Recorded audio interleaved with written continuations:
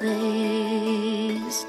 A light dances in the distance, my wits growing weak. Then a princess emerges from a haze. Oh, stranger from normality, I can show you fantasy. Come, I know a ball on tonight, up in a palace in the sky.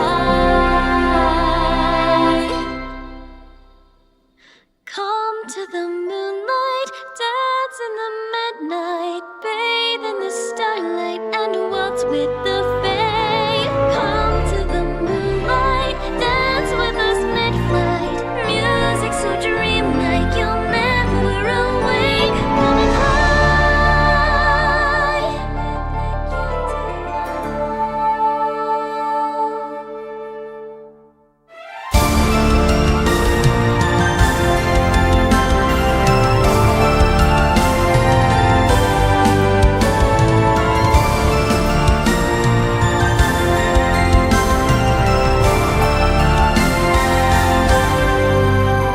I wake up within a castle surrounded by stars, so far from the world that I know.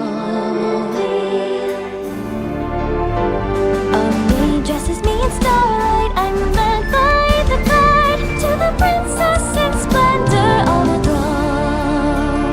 There's new adventures every day, swords and spells and dragon slates they, leading a life just like mine, dancing among the divine.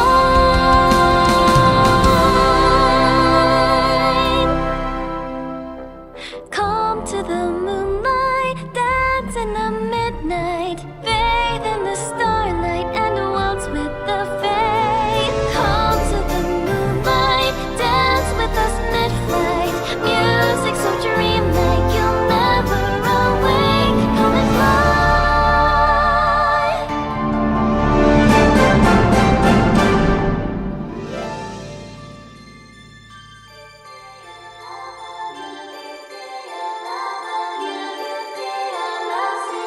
Full moon begins, let reason give in to the magic the moonlight provides.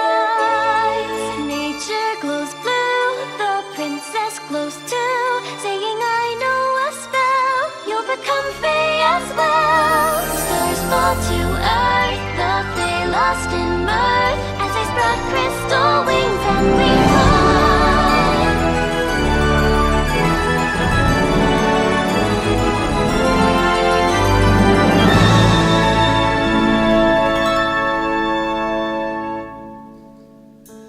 I wake in a grove, not a fairy in sight, and our feet planted firm on the ground. A princess no more, in the plainest of gowns, weaving songs, but they make not a sound. So it all wasn't real. Is it such a big deal? It's why we tell stories, write music and paint, 'cause we all need a little escape.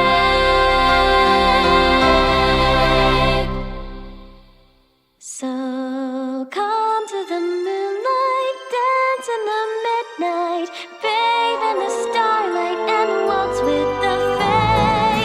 Come to the moonlight, dance with us mid-flight, music so dreamlike your symphony waves. Come and fly.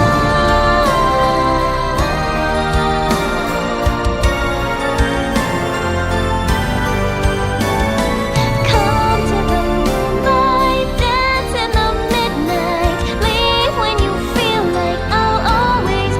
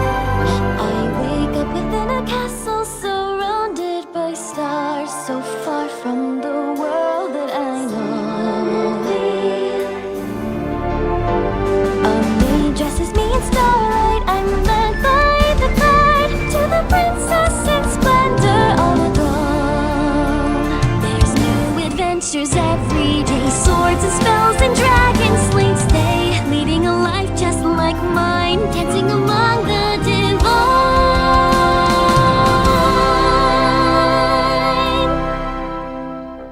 Come to the moonlight, dance in the midnight, bathe in the starlight and waltz with the fae. Come to the moonlight, dance with us mid-flight, music so dreamlike you'll never awake. Come and fly.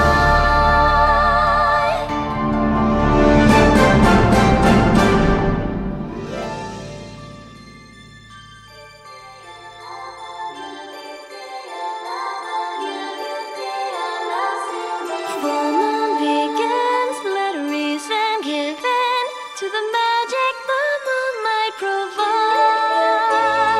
Nature glows blue, the princess glows too, saying I know a spell, you'll become Fae as well. Stars fall to earth, the Fae lost in mirth, as they spread crystal wings and we fly.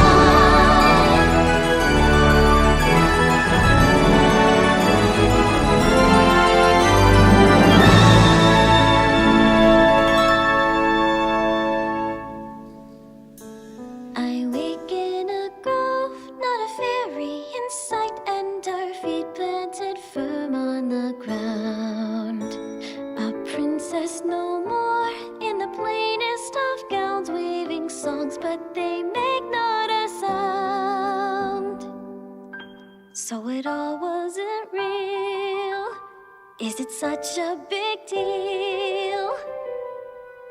It's why we tell stories, write music and paint, 'cause we all need a little escape.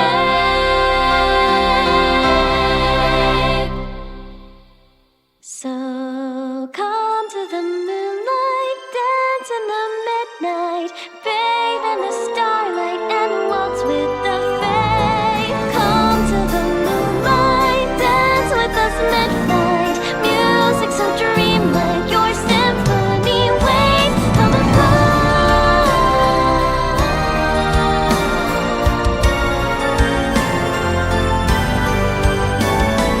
Come to the moonlight, dance in the midnight, leave when you feel like I'll always be here. So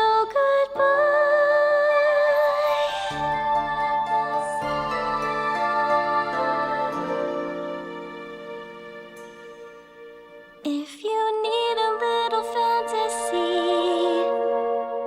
you know where to find me.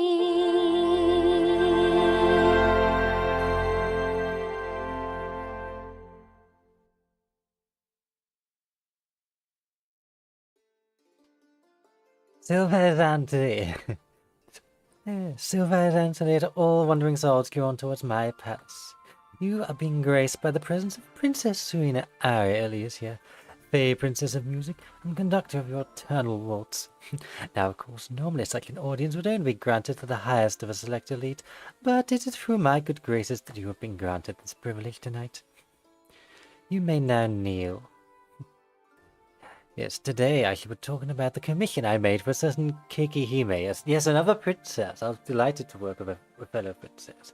Yeah, so Keekihime is a long-time screamer who originally screamed on the website Nika Nika Do Girl. I think he's named something along those lines in your mortal tongue. And yes, but she also performs as an idol in Japan for many years. Now she's getting back into being an idol every now and then. She released new songs. And she did a concert in what, the Kingdom of Washington, I believe it was. Washington, D.C. That was the one. Not the most pleasant kingdom from what I hear right now, but slightly more pleasant when she was performing there. And she wanted an intro to her concert, where she had 3 of her songs rearranged to a more Bardcore fantasy style, of course. This is, of course, where I come in. I'm quite the specialty of this, of course. Now, shall we proceed onwards to my music studies? Yes, here we go. Yes. So, this is The Princess is Coming, my designated title for her, the intro to her concert. Yes. So, first of all, we'll start I'll just play it to you for start of all. It won't sound exactly how it did in the concert due to some small technical difficulties, because unfortunately this medley of a reed instrument, I have a better sound for it, but it didn't seem to want to work with this particular software. So you have to get the basic Casio keyboard MIDI for the sound for it just for now, but you'll have to bear with that. Yeah, let me show you.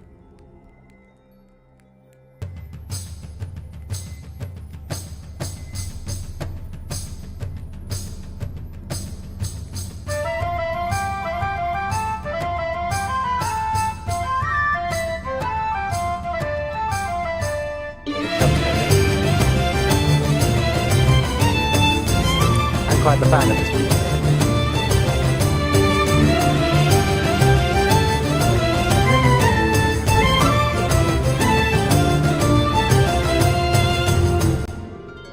See if you can notice which Keekihime songs the melodies are borrowed from. This is just the transition section I wrote for myself. Okay, the second song.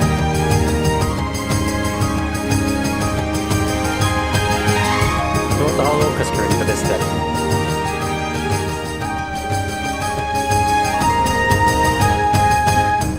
And on to the third and final section.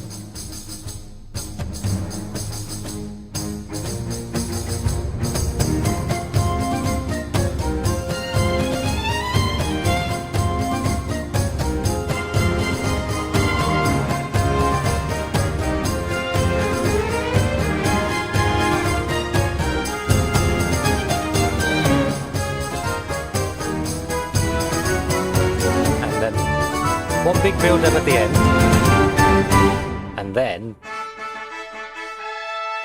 and that's when Keeki comes out on stage.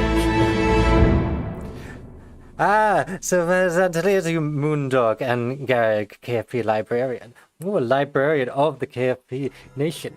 It's very good to hear. See you here. Now, welcome to my palace. Yes, today we are discussing the intro to Keekihime's concert. I'm glad you were both there to hear it live. It's always great to hear my music here. What's the words in your mortal tongue? It's always great to see when my music being appreciated by those in the real world, not just in the online world. Yeah, so more eager-eared of viewers may have noticed some of the melodies hidden within there.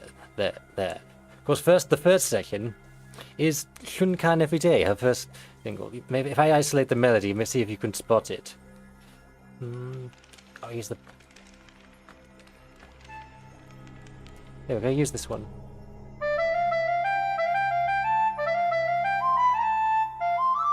There's a few tiny adjustments, but... Of course, the original one was...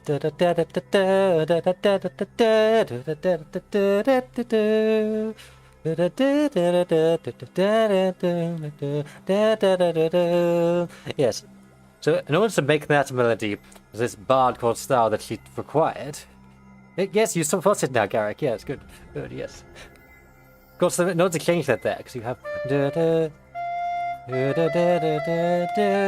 First of all, the entire thing is in 6/8 rather than 4/4. Of course, that's the quickest way to transform a song into a different style in some ways. You can keep the rhythmic feel a little bit.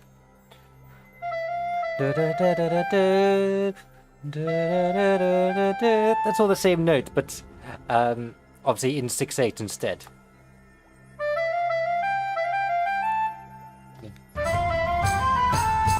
And the next change came here. It's a very subtle change because in the original melody it would have been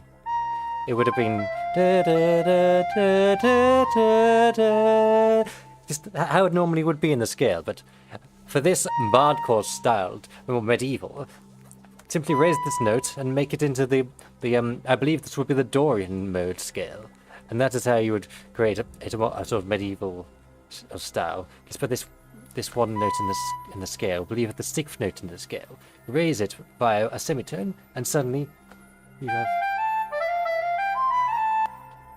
Yes, that's where I changed it to. This would be the original note. You hear the difference, yes? Suddenly it's more medieval, just with the change of one single note. Yes. Now here, if I was to follow the melody exactly, it should have gone like this, but I felt for the instruments I was playing it on, it felt more natural for it to change in notes. So it's just a tiny little change there. And then, of course, to add more of the medieval styling to it, we have these little flourishes. Yes, you hear this a lot in various medieval music, and that's Irish music as well, Celtic music. Even in Japanese traditional music on the shakuhachi, there are various old traditional music styles. Whenever it comes to a woodwind instrument, they always have a lot of these flourishes. And then the final change I made after this was the note it ended on, because it should be doing this to follow the melody exactly. But for the purpose of this intro, I felt it fitted the medieval style a lot more if I were to simply change it down here, and you end up with it just sounds medieval, doesn't it? Yes. So I'll play that intro to you again. Oh, let's have every track unmuted. That'll help. Let's just start this percussion intro here. Really build it up, and I think some people in the crowd felt a little scared. They weren't sure what was going on with this.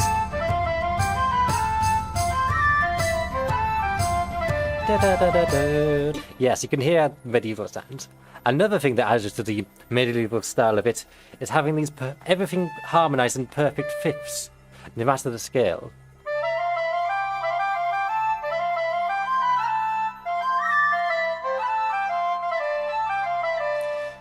Because back in the medieval times, music theory hadn't quite developed to the level it has right now. So so everything in here is basically the exact same thing, up a perfect fifth, and not adjusted for the scale we're in, simply up a fifth. If scale be damned. This is basically in a different key to the original. Okay, so you were really hyped at least, so I'm glad to hear that. I did see a couple of clips where everyone was like, wait, how do we vote to Bardcore? I don't know how to do this, but everyone's a little confused, but he had the spirit. I'm glad to hear, though. But yes, you can see how basically taking this entire thing, put it up a fifth. It's practically a different key. To evoke the time where we didn't quite have the same level of music theory, and this is how they would harmonize things. Yes. And then, of course, it'll roll, and we go into the same session, but again, but with a lot more percussion, all sorts of instruments. I thought I'd bring in the violin here to change the mood a little as well.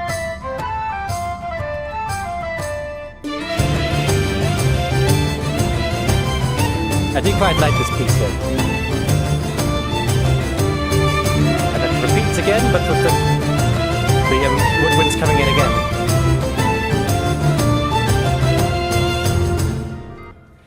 Of course, one thing I do slightly regret about bringing in the woodwinds here is that, oh, I guess Garrick, yes, thank you for explaining why this the way it is. I'm glad to hear the why of medieval bardcore sound. Yes, I wouldn't call this 100% historically accurate, but I did draw on something. Obviously, Bardcore itself is not historically accurate because it's versions of modern songs. True medieval music would be very, very different and would not resemble modern songs at all in some ways. That's it. This was the closest I could get, was still sounding like the original song. But yes, as I was saying, one slight thing I regret is that, unfortunately, when you bring in violin and then have these flutes on top, it did lead to one person in the crowd shouting, "Top of the morning to your lolly!" And it was at that point I realised, oh dear, maybe this sounds a little more Irish than I intended, but still, it's quite a fun melody with a good beat to it. It's burned into my brain in the audio of this man shouting, "I'm here for me pot of gold!" Not that I can do any better an Irish accent than that person in the crowd, but yes. Yes, and now what we have here... Oh, small technical issue. Okay. So, we have the, we have a form of mandolin here. I will have to just do a small little tweak. just to get it to make sound. Bear with me a second. But instead of a guitar, I didn't have a lute virtual instrument, but I did have a I suppose you'd call it like a lower version of a banjo, or a lower version of a mandolin. It's called a bouzouki, an Irish bouzouki. And this is yes, this is the kind of sound it makes. I thought it filled the gap enough without me having to spend extra money on a lute VST.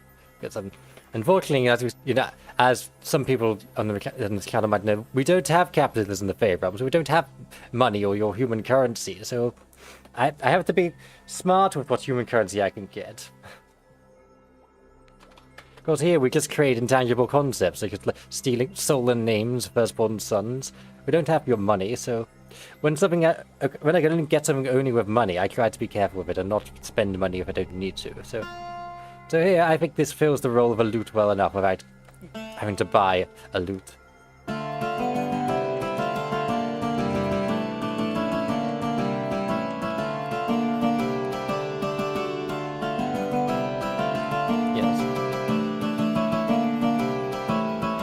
Yes, so that's one layer of it.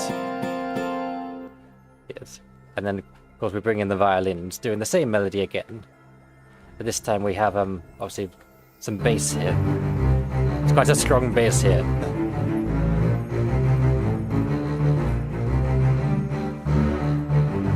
Because it's important to get the beat going so everyone could be excited and hyped up. Yes. And of course you combine that, then you have more of this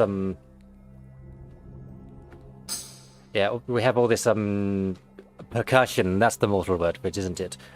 Yes, we have all this percussion coming in this time on the forte dynamic, which basically means loud.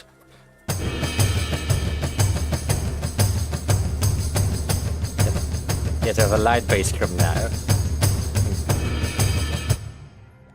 Yes, and then we also have of course the timpani. Yes, the timpani is quite an interesting instrument because it's a drum, but it's melodic. So we have this timpani drum also joining in, adding to the percussive beat to it, but it's also following the bass melody. It's a very interesting instrument. But those percussion elements are what give it that beat, especially when combined with having quieter percussion in the first half. You might in your modern music, I believe you refer to this as the drop. Although there is no dubstep piece to be found here, but still there is a contrast between a quiet and a loud part that suddenly comes in.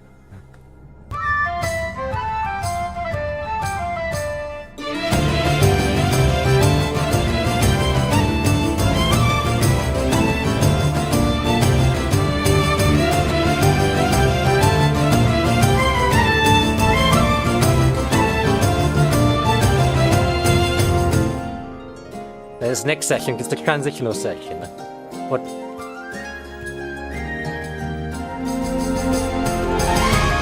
Yes, let's talk a little bit about this transition here. Of course, once you've gone loud, you have to go quiet again. It's very important because you can't just keep getting louder and louder and louder because there's a limit so far. So if you want something to sound loud again, have once again one of those. Well, I guess in your language you call it a drop, but that's not the right word referring to this music. If you want another drop, as you say, then you would have to go quiet again, which is what I did here. So, but have it based all around the harp first of all. I thought maybe have it more of a fantasy vibe than strictly medieval. Yes, and then having the bouzouki fill in the lower chords.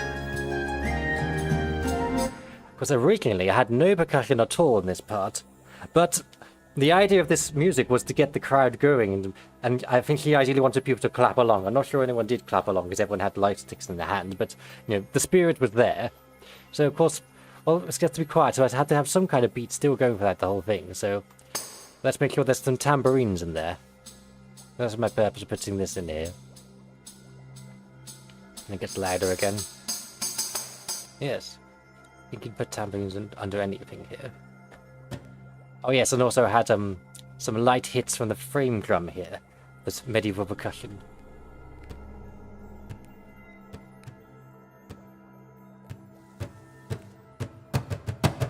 It's not very exciting on its own, but in context it adds a sort of...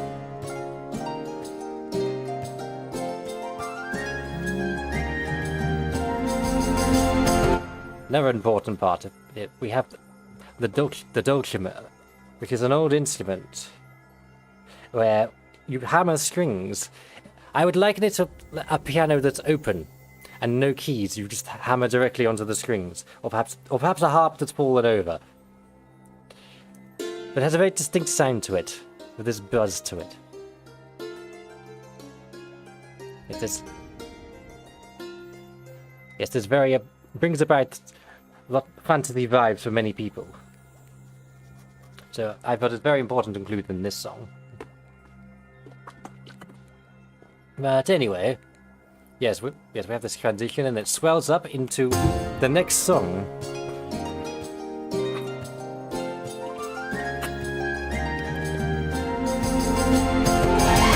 Yes. Bring in the whole orchestra here. Let me show you. We have the string leading the melody here.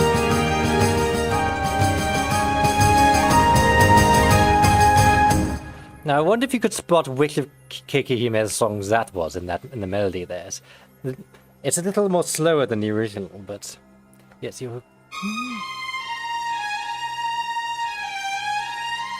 Ah, yes, you can hear my world. Yes, I'm glad to hear it's all coming across.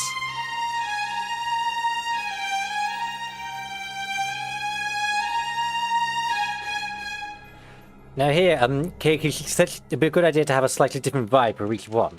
So I wanted to lean more into, a fantasy orchestra, for the princess, fantasy princess orchestra. So this we bring all the strings. We have this harp sweeping, creating a lush, sweeping effect. This texture on it. It gives across almost the impression of you're flying over a fantasy landscape, perhaps, or at least in my mind it does.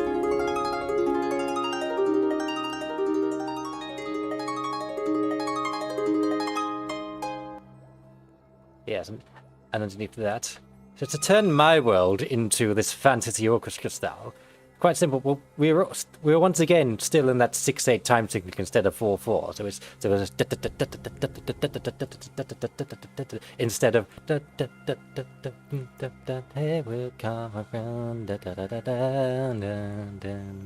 except now this is hey, we'll come around, all around. Basically fitting it to the new time signature and the new tempo.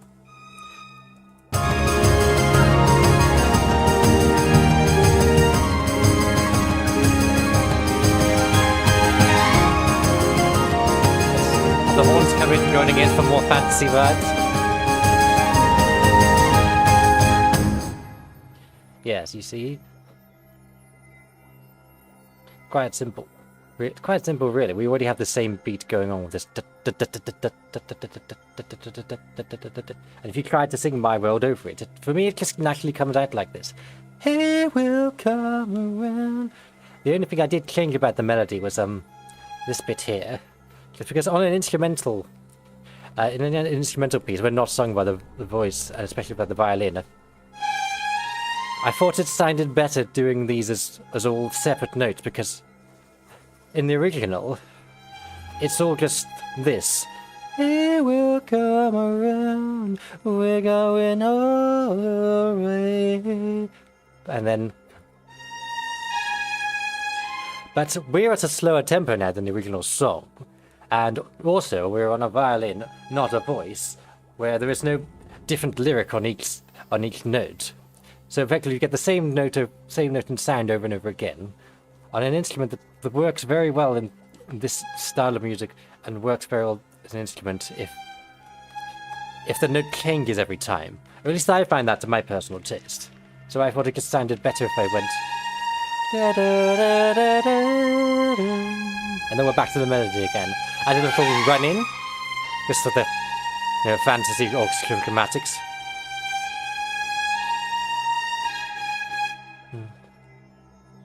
Yes, and then at the end, just to transition to the next section, we have a da da da instead of just holding the note. Yeah, that's how the melody is put together. Talks about how the harp adds a lot of texture here, and then of course we bring in these percussion once again, going the.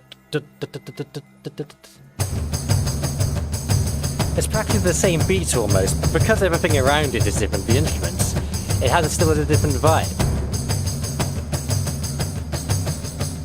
I think I might even copied and pasted a lot of this actually. Yes, the only difference here was this melody. Oh, sorry, this rhythm here. That's the mortal word, isn't it?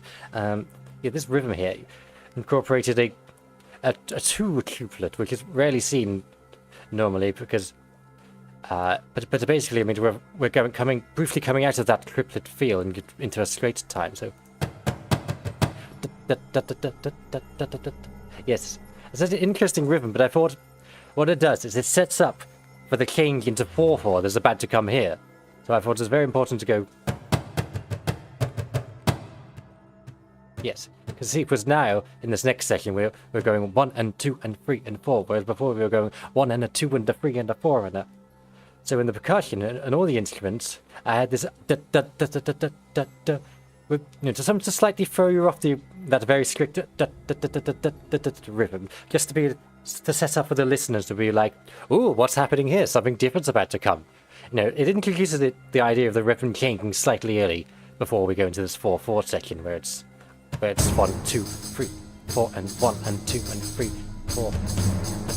Yes, and I'll talk a little more about the other half of that transition in a second. But yes, now what else do we have here? We had. Oh yes, we had the brass.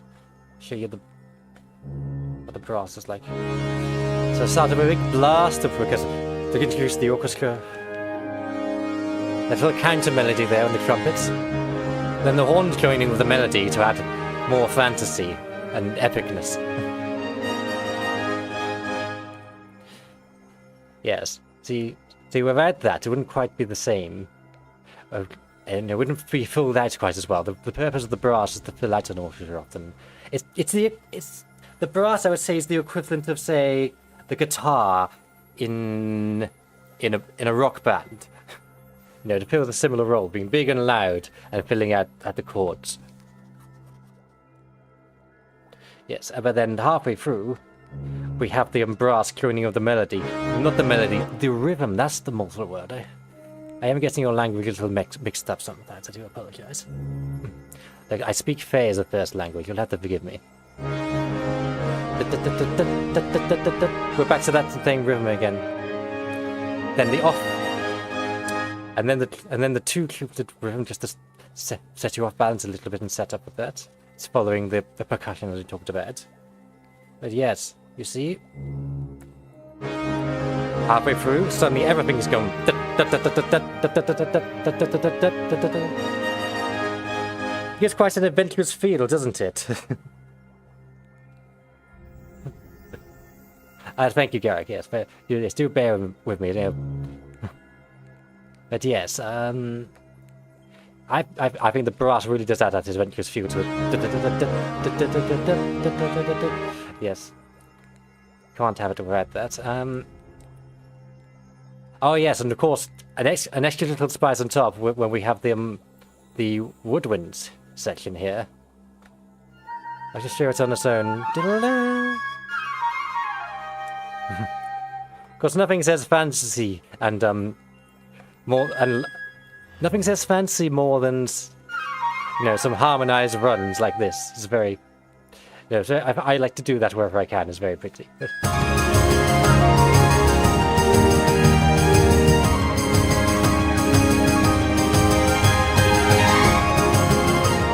So then you have a little call and response melody. So you have the main melody, of course, going.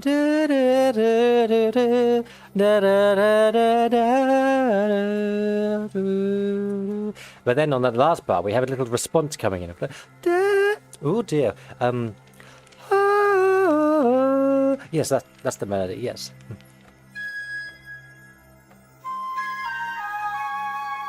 Yes, it's good to have these little melodies to come in and fill out,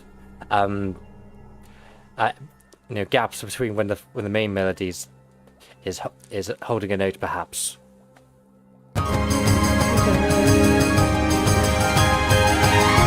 And at the same time, you also have the oboe here and the bassoon doing another counter melody, backed up by the trumpet.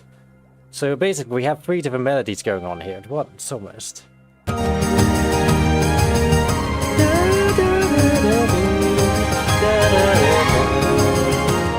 Yes. So you have a main melody, and then, you have a I guess you call it a counter melody. But then you also have a response to the melody. So, some people do main melody and then a counter melody. I do 3 different melodies because I'm just extra like that, I guess.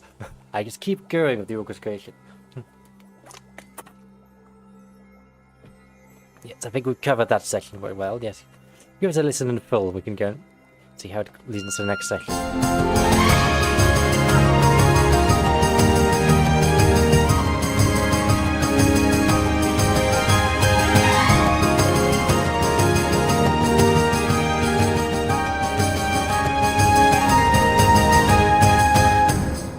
See this transition section here. We still have some triplets and we have some normal rhythm. And now, into the third section here. See, I wanted to maintain a steady beat for people to clap along to. But I also wanted to change the 4/4 signature for the third melody coming in here. And yes, just you see, in order to accomplish that without changing the beats that you might clap on, I changed the 4/4, but I changed the tempo, so that if you keep clapping, and you'll still be clapping on the same beat, but we've changed time signatures. Let me show you with the percussion. You can clap along to this. 1, 2, 3, 4. 1, 2, 3, 4. 1, 2, 1, 2, 3, 4. 1, 2, 3, 4. 1, 2, 3, 4. 1, 2. Still the same beat, but now it's in 4. Instead of in 3s. No, instead of 1 and the 2 and the 3 and the 4, it's 1 and 2 and 3 and 4. Just took a little bit of maths to get that right, but yes. That's I had to do that to transition from 3/4. So 6/8 it would be, 6 to 4/4. Thank you, Hopper. Sylvaliðan today to you. Welcome to my palace. Yes, you could probably read the description if you're a little confused about my greeting. This is how we greet each other in the Fae Court. Sylvaliðan today. You'll also find the rules there in the description, so always a good idea to read that. Anyway, we head on to the final section here. Let me close that to get a bit more of a view, won't you?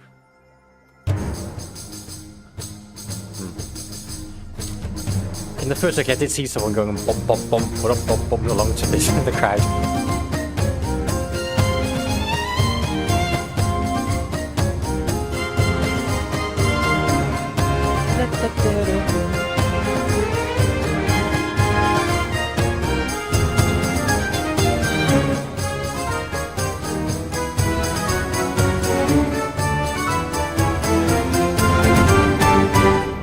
Yes, I do quite like this section. I think it's probably the one that turned out the best, as one of the best. My vision was, okay, let's do the third song, but give it a sort of medieval royal court feel, especially because we'd strayed away from the original Bardcore vision with this second section here, with the fantasy orchestra vibes. I wanted to bring it back to Bardcore with the woodwinds. So I wonder if you noticed. You probably know what melody this is, but turned into Bardcore.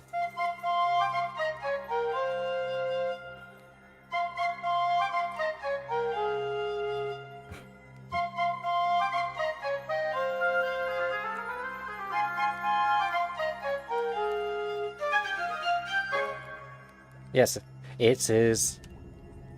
Oh, Garrick, you have a. Forgive me. Oh, you can hear it. Sorry, so part of your message wasn't showing for me, but I fixed it now. Yeah, Garrick, yes, you can hear it now. It's brilliant. Yes. Well, of course it's brilliant. I wrote it, but thank you very much. Of course, it's only natural, a princess of my stature, that everything I touch returned to musical gold, but it's always nice to hear it still. No. Yes, you could hear that. It's this course Super Sponge Cake, a new single, a very catchy song, I will say. You know, that this melody was stuck in my head a lot. It helps that it repeats quite a few times, because it repeats a lot because it repeats a lot in the original, and you had to keep it repeating in this to resemble the song. But for the new vibe, and you had to keep writing new chords around it to keep it fresh in this context. Because, especially with the lower tempo, it's not quite as exciting. Can't get away with repeating it as many times, so I'll talk about it in here.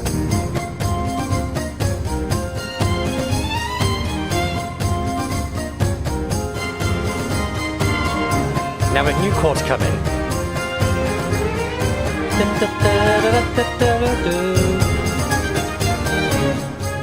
Yes, you see, for the second half of that, I thought, well, let's build up the dynamics, so have it a little louder, then suddenly have more of the instruments come in and doing different chords underneath. So we have the suddenly. There's a classic fantasy chords there. Of course, this was an actual medieval chord. They wouldn't have had these chord progressions. I don't think they entirely. Chord progressions were a novel concept back then. I don't think they entirely had that, but I mean, they would form chords in various ways. But it's a bit more free back then in some ways.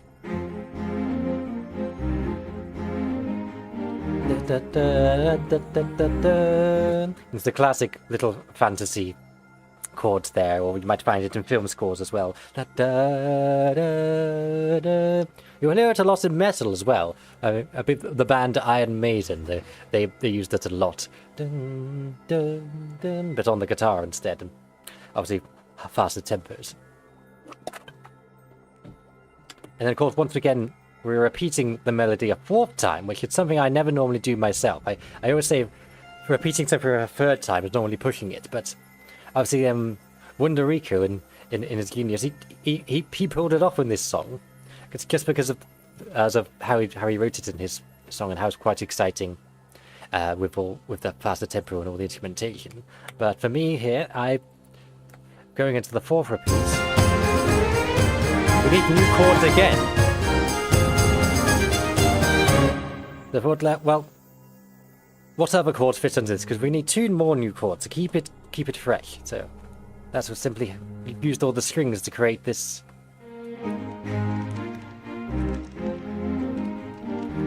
Yes.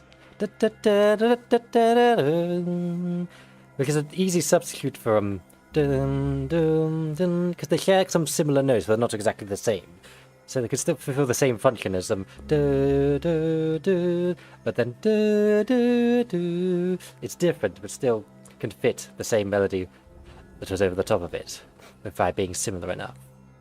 Now, one thing I will also talk about here is that we have, of course, the original song. It has a call and response, doesn't it? Super spoop cake, tell me. And I was thinking, how do I translate that into this context? Because the it's very syncopated, off rhythm, and for this style, it needs to stay on the rhythm very much. So, where are we? Okay, so, we're here with the yes, we're here with this violins. I used these violins as a spare instrument I had not being used yet in order to fill that response section of that. Tell me what you wanna do me. The first key, because really it should be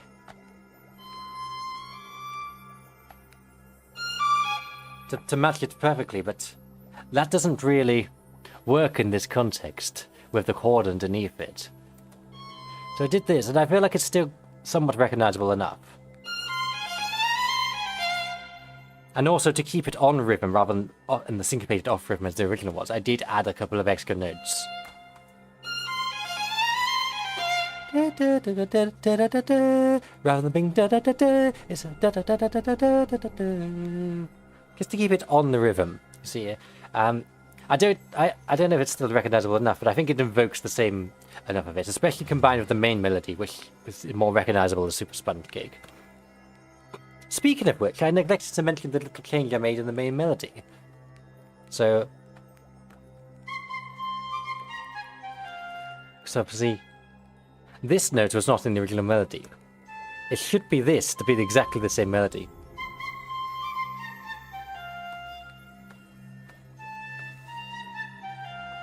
Yes, but I made it into a minor scale, but not quite minor scale. It's once again the Dorian mode, in which we have a minor scale, but with the 6th note in the scale raised by a semitone, which conveniently lines up with the original melody a lot, because obviously the original melody was in the major scale, as it like this.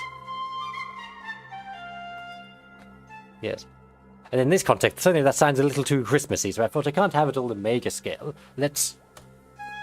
Well, what we end up with is a combination of major and minor, in some ways.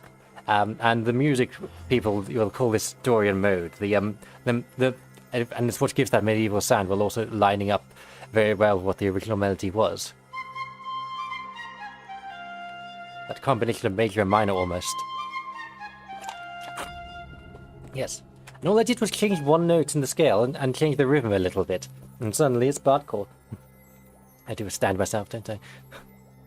Anyway, so now what else can I talk about here? Because oh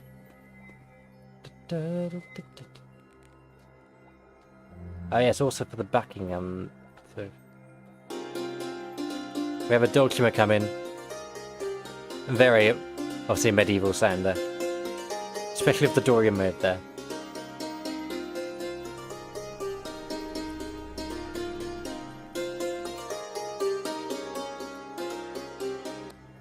Yes. See, obviously, in a lot of these instruments, we have this. See, very, very royal court vibes, very medieval vibes, very fantasy vibes. Just by really leaning into the Dorian mode, as I mentioned, the medieval scales we call it. Not there were many different scales used in medieval music, but the Dorian is the one we most associate with medieval music. So for your mortal minds, I should refer to the Dorian mode as the medieval scale if it's easier for you. Yes, of course, having the horns come in, joining that as well. I quite like this. Yes, especially effective with the fifth below it.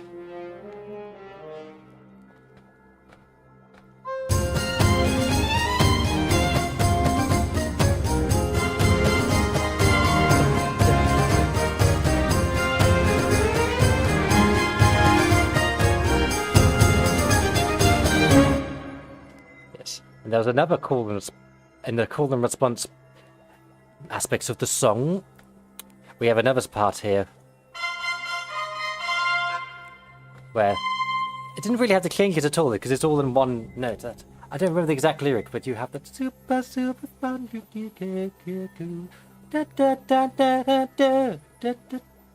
So basically, just took those notes and put it on the trumpet, and then. And with the aim to try and still make it recognizable as the original song. And then the trumpets join in with the melody. And then go up the octave. It's a good example of how to take one repeating melody and keep building on it to keep it fresh every time. Because, more things come in doing that melody on the second half. And then for the final time, they go up the octave to keep it fresh once more for the fourth repeat.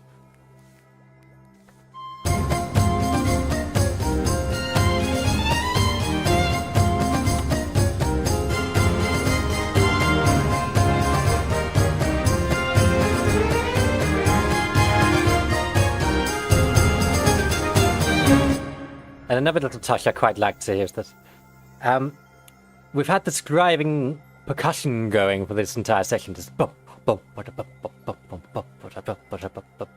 then suddenly, having everything drop out for one single beat and then come back in.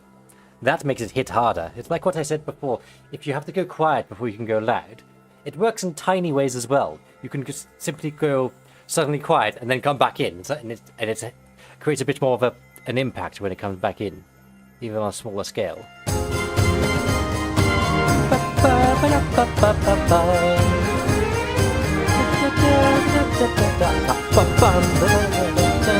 Yes, you see?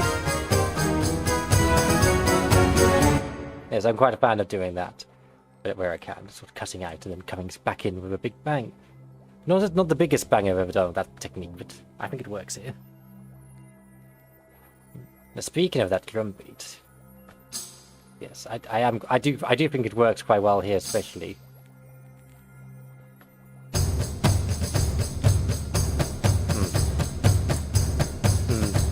Yes, you know, even for a princess, it makes me want to bang my head like a cave person, this beat.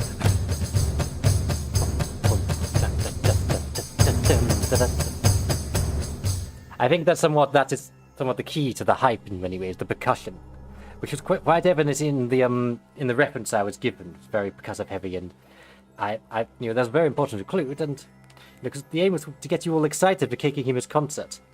And nothing gets that you more excited and perhaps slightly confused than the big Game of Thrones drums, almost. Yes.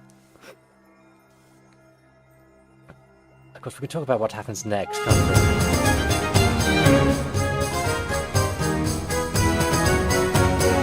That's the big outro.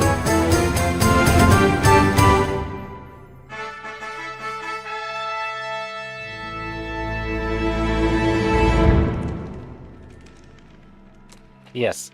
Now, this outro here, I'm quite proud of it in some ways. Oh, that's just the banging music you put in. Yes, thank you, Garrick. Yes. Flattery will get you everywhere. I appreciate.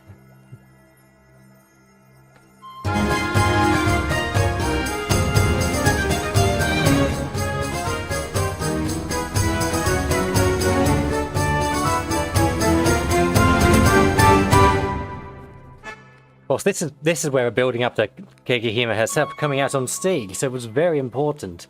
You know, we need to build up the hype. We need everyone to be like, oh, here she's coming, so what do? We go from loud to quiet again. Forte to piano, as I said before. But then we have some interesting things going with the chords here as well.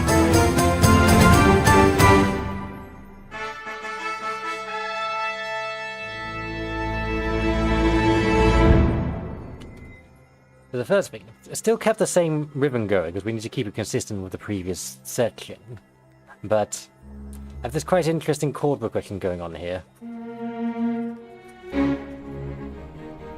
Because we've gone outside the scale here, and then we've basically almost changed keys here.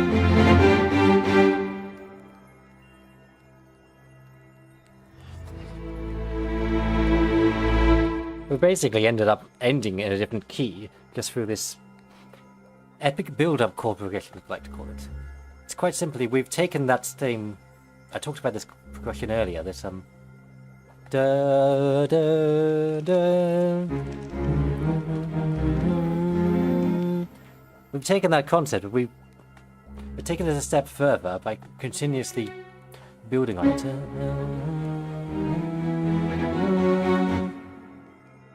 I would say it's like taking those first two chords, but then suddenly we change keys, and then we change keys again almost.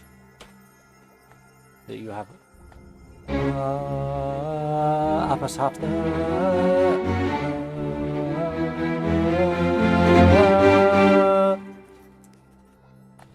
just to go take the same thing and it's up 3 semitones. It's a good tactic for creating an epic chords almost.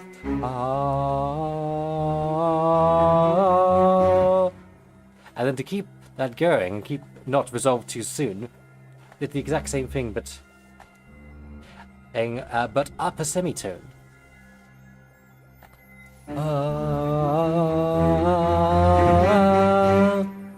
To keep building even more hype and tension, and so yes, we have this epic corporation tactic here of the and then up again in another key before we finally reach that last resolving note.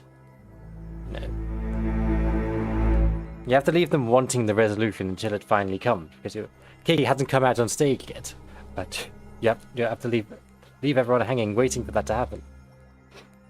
And of course, it wouldn't be epic with just those strings. So of course, we have all the horns and the brass coming in and groaning in with it, and doing a melody here as well.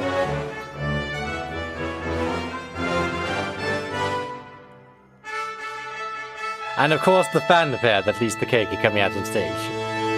That seems very well received. It seems like an obvious idea, but also in some ways very fun as well. But yes, we have brass joining in, doing a very similar thing to the strings, forming the chords. Like I said before, the brass is like the electric guitar of the orchestra and the role it performs, filling out the chords and being loud. And then, yes, of course, we have the percussion doing similar things once again. Oh, and of course, we do have a trumpet and also all the woodwinds doing this melody here, because it'll be a little boring if it's just the chords. Always have to try and figure a melody to go over the top. But this is, of course, not a Keiki melody. This is an original melody of mine.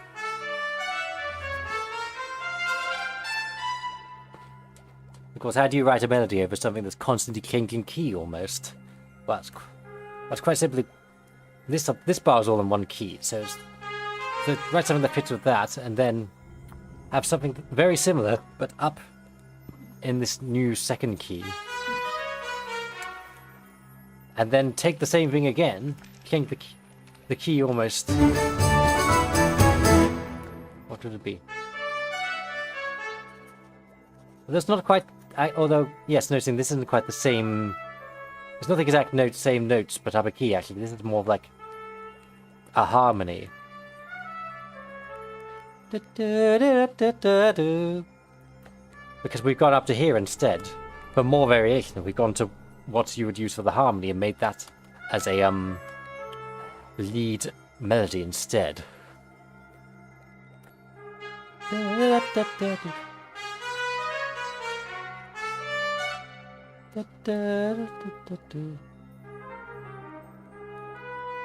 And the same for this one as well, yes. So yes, thinking about it, the best way to explain this is we came up with a melody. I originally put it again in this bar, but in the new key, but then decided to make a variation by going up a third, so it's playing a third up, as if it was a harmony, except now it's a melody. And then simply repeat it again, but in the next new key. Because we're getting very, very complicated again, because it feels like once again we're in another key here.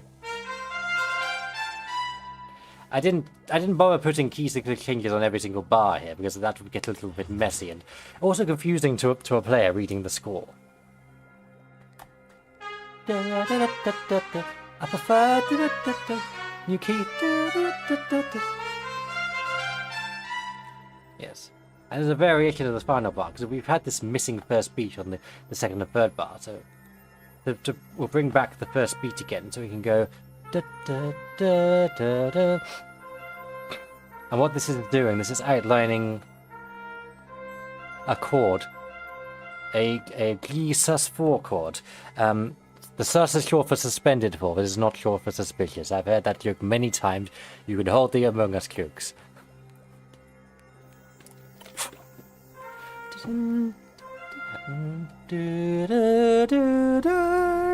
That is a suspended fourth chord, because normally a chord would be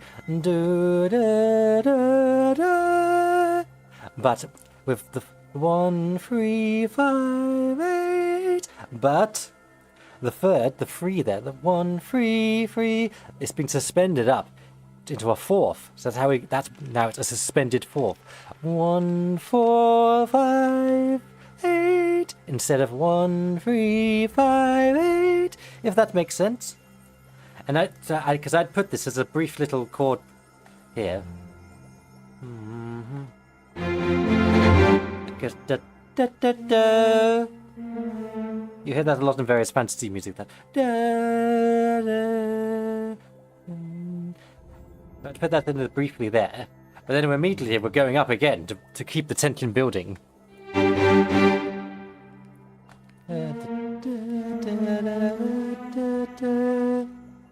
Yes. So to follow that with a melody, that's where we outline the sus4 chord.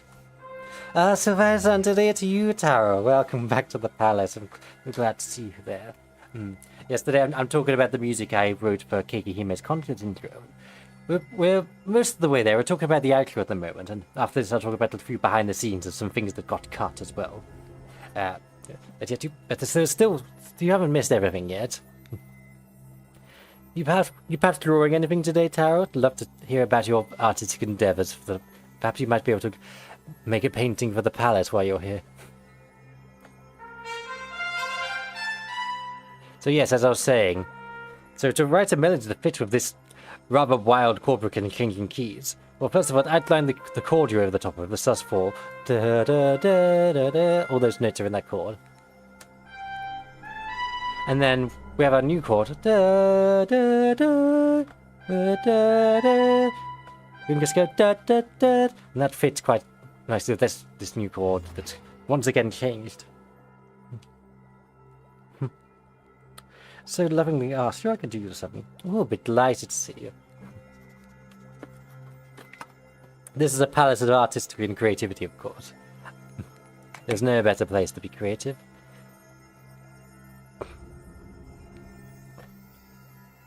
But anyway, yes, so as well as the trumpet, so to back up the trumpet so it wouldn't be drowned out all in certain, it's where we have the woodwinds coming in. Yes, so we have the woodwinds coming in.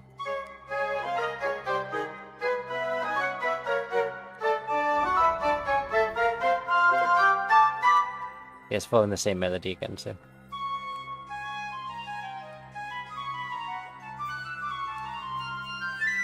It's a fairly common orchestration tactic to double the trumpet with the piccolo an octave up, and it makes that melody more audible in many ways. Because you have it in the main octave, then you also have this compared to perhaps maybe not quieter instrument, but more thinner instrument up higher up, and they can combine together in some ways.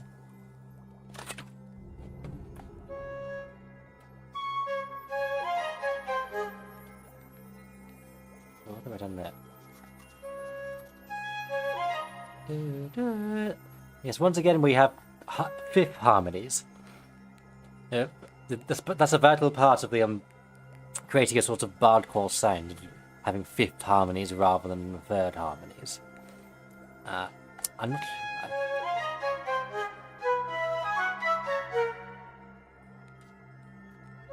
And it's not quite perfectly parallel fifths this time, simply because I have actual chords under this. Well, I don't know if I can put my finger on it, but it just didn't sound quite right doing these perfect parallel fifths harmonies as medieval music would have here.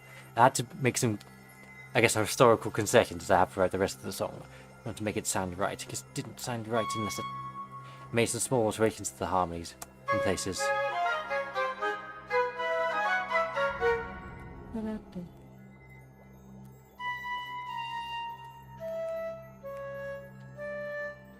Because that should sound like this if this was a perfect fifth,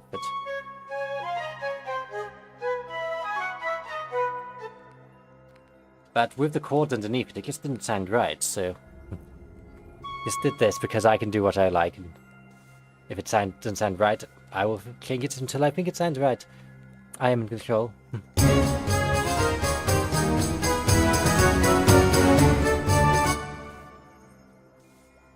Oh yes, I need to put it back where it was.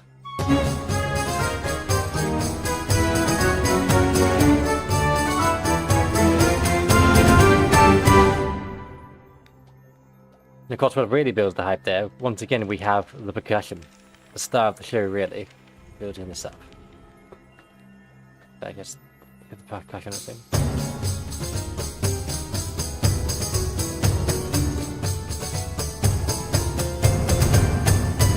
Especially those last 3 hits were very important. The bum bum bum.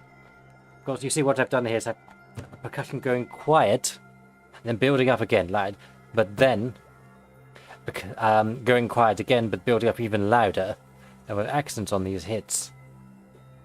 You see, in order to pull off a build-up like this, I thought it wasn't really building up enough. If it was just one gradual, slow build-up until the last note. So what I thought was, I would make it go loud, but not all the way loud, and then quiet again. And that's what it's like a tease almost, you know. I'm quite good at teasing, I suppose. You know, it feels like it's getting bigger, but then suddenly gets back down again. You don't quite get the climax you're looking for, and it links back into this chord progression here, where it feels like it's going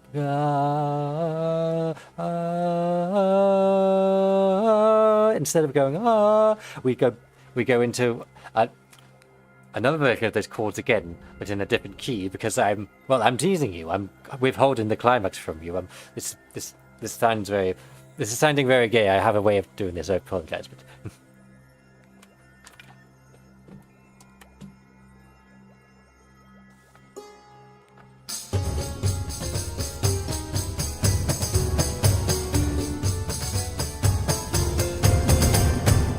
Yes, you see, everything is built up loud, and then not quite a climax, we dip down again, fade in more until we get to this big 3 hits that really drive home that, you know, we're almost there now,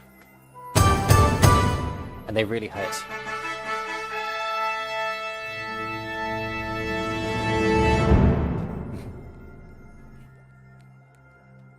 Yes, I guess Garrett gets his little amusing. I mean, of course, there are some who come to my streams who would love that from me, but I need them to specifically sign up for that treatment. We're talking about music right now, not doing fan service.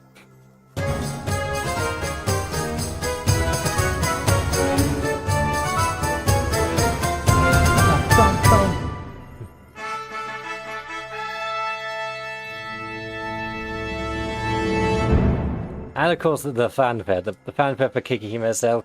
Very obvious choice to have a fanfare coming out for the princess. You know, the princess is here. You know, it feels like it should be an announcement, like announcing the arrival of Princess Keekihime. Yes, that's what I'm going for. You know, I mean, because I'm used to this a lot in my own life. You know, often entering rooms and having a trumpet heralding the arrival of Princess Sarina Aria Elysia. So I was just simply growing from my own life experience and applying it to what Keekihime wanted. You know, this is very much my own idea, and he was a big fan of it. It wasn't her suggestion. I think he was a little busy for any detailed feedback, I think, especially because I wrote this within a week's time.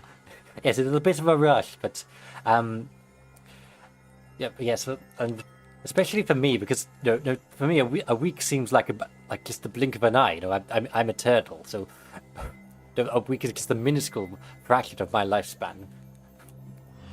So. Oh dear. What was that in response to, Bob? Oh yes, the 1 week deadline was at it. Yes. I think I'm still impressed with myself what I managed to do in 1 week. Yes. Even if I did accidentally end up with an Irish sounding part, but yes, I can be quite fast, Bob, but when I need to be, yes. But then that was the deal of the pact he made. You know, you make a pact with the Fae. You may lose something, but I will always have on my end. In this case, instead of gaining a stolen name, firstborn son, or other stolen intangible concept, he gave me human currency. But yes, but still, I fulfilled the pact. I ended up turning it in, I think, the day before the concert. Just because I'm a bit of a perfectionist, but also I was working full time on it. So it was a very interesting experience to be working at such a fast pace, but also be the perfectionist that I am. I think it turned out quite well, given all things considered. And it seems to be fairly well received.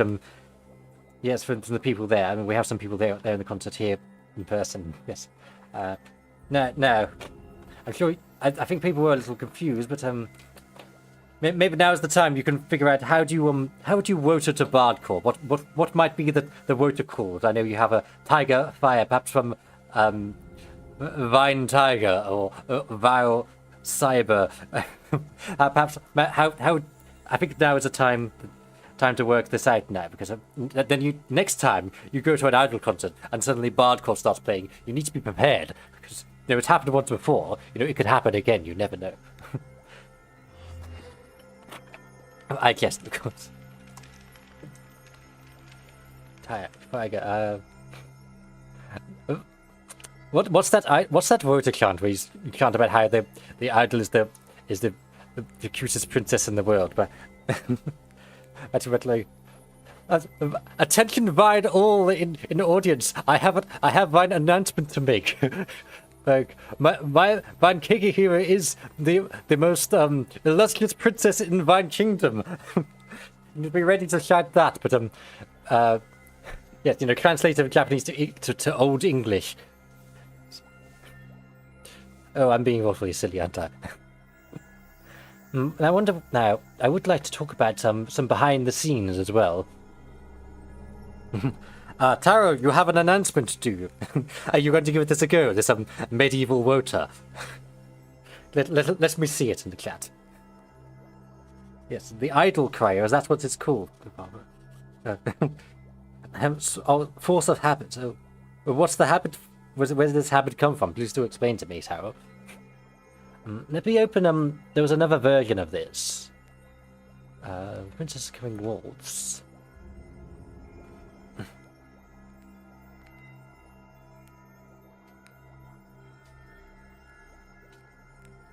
What's occurring? I might need to switch windows to show you this work in progress. Work in progress. Yes, give me a second.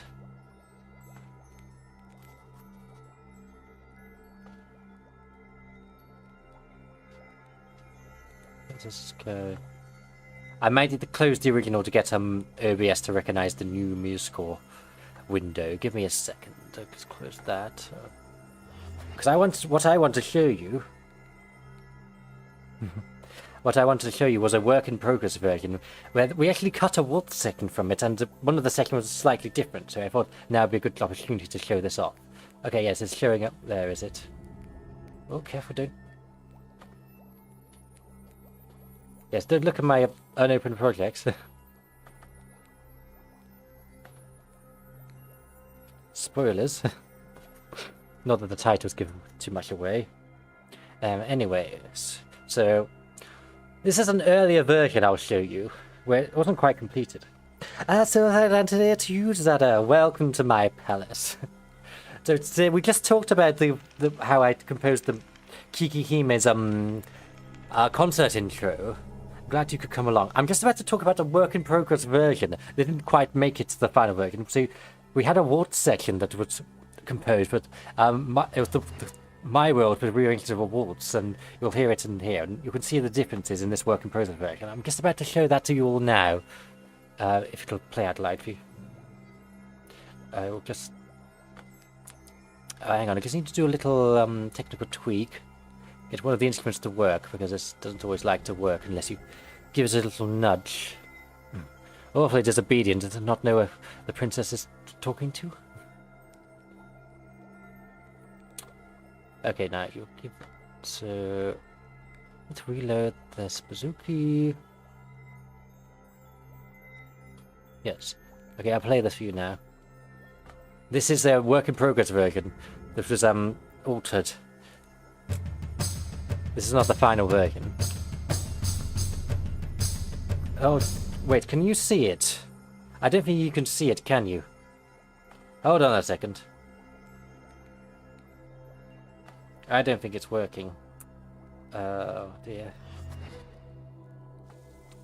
You'll have to forgive me. See, my ancient and enchanting aura has quite the effect on technology sometimes. It doesn't always agree with me. Oh dear, what's going on here? Right, I should have to window. There we go. There we go. I think I've managed to fix it now. I hope you can now see this work in progress version now. Yes, there we go. Right, I shall play this to you now. This is the work in progress waltz session version. Apologies for the ramble, we got there eventually.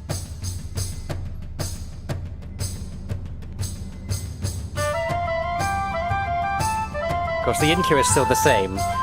There was no feedback on that.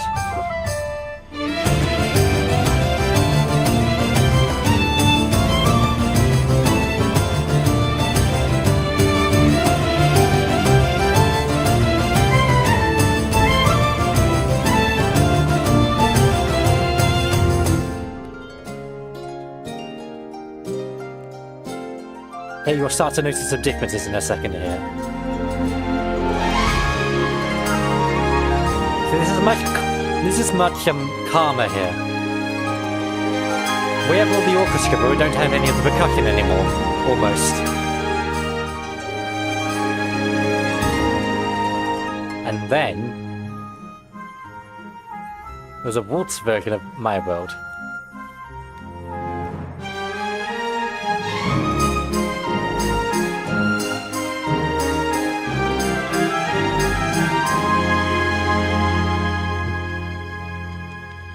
Rather cheesy ending.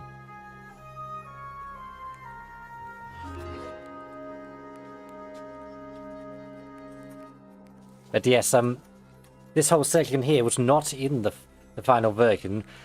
As pretty as the waltz is, the problem is, and also as pretty as this calm orchestral section is, the problem is that the main purpose of this music was to get the crowd hyped up and get everyone clapping along and go like, Keeki, Keeki. No, so we needed a constant beat right here. That's what the feedback I received. So, this section here, I had to go back in and add a load of percussion and the like, in order to make it so. Because we're at the constant beat that it's a lot calmer, just these occasional tambourine hits only. As musically good as it might be. And then the waltz section throws in a whole other thing here, because if you change time signatures like this in the feel of it, suddenly the beat you clap on is different. And that goes against Keekihime's wishes to have a constant beat, make it easier for you to clap along to.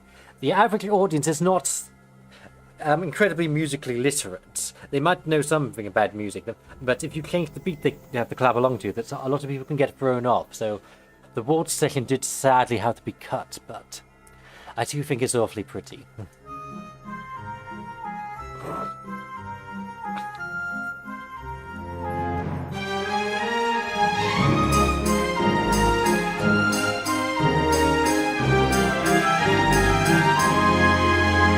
I do love a good waltz.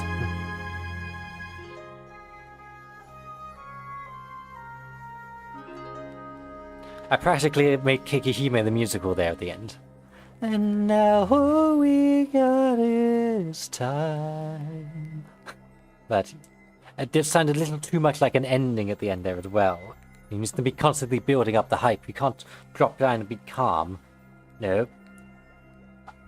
It's one of those situations in music where, yes, something you compose might be good, but does it serve the wider purpose? Sometimes you do have to kill... Let's all say kill your darlings. As good as something might be,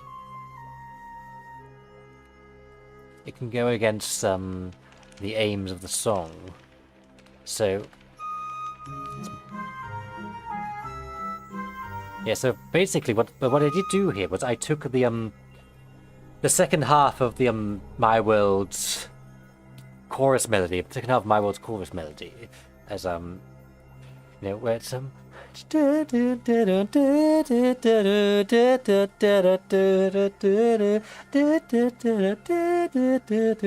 and now all we got is time. It was mainly a rush of inspiration upon hearing that. I do love myself a good waltz, obviously. I am the Fae Princess of music, conductor of the eternal waltz. And So I just heard it in the melody. That.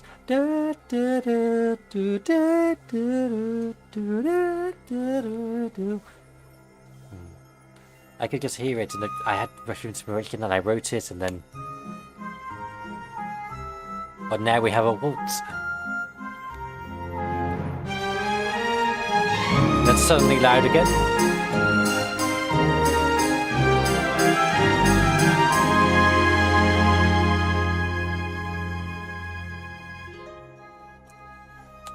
Yes, and I'm quite a fan of this bit here.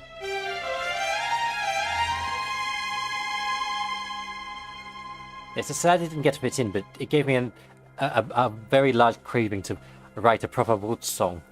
I will need to get to that when I have the time, but the royal cliche is always cool. Yeah, so.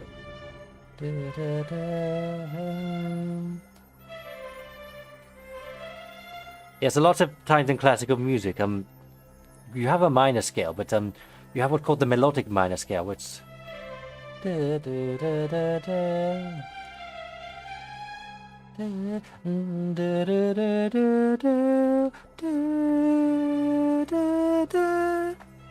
It's almost as if the first half of the scale in the melodic minor is the normal minor scale, and then the second half of the melodic minor scale. Goodness, your mortal language is all quite the mouthful to get your tongue around. The melodic minor. Yes, so in the melodic minor scale, the first half of the scale, it's almost as if that is just straight up minor scale. But then the second half of that scale, it's the major scale almost. Hang on, I just actually hummed the Dorian mode there.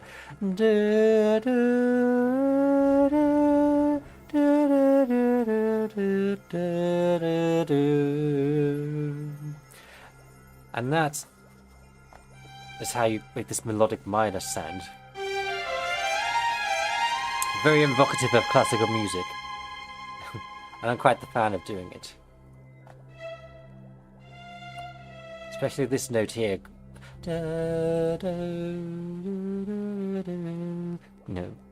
That note here is really the key there, because you find it in the harmonic minor as well, where everything is minor except that one note.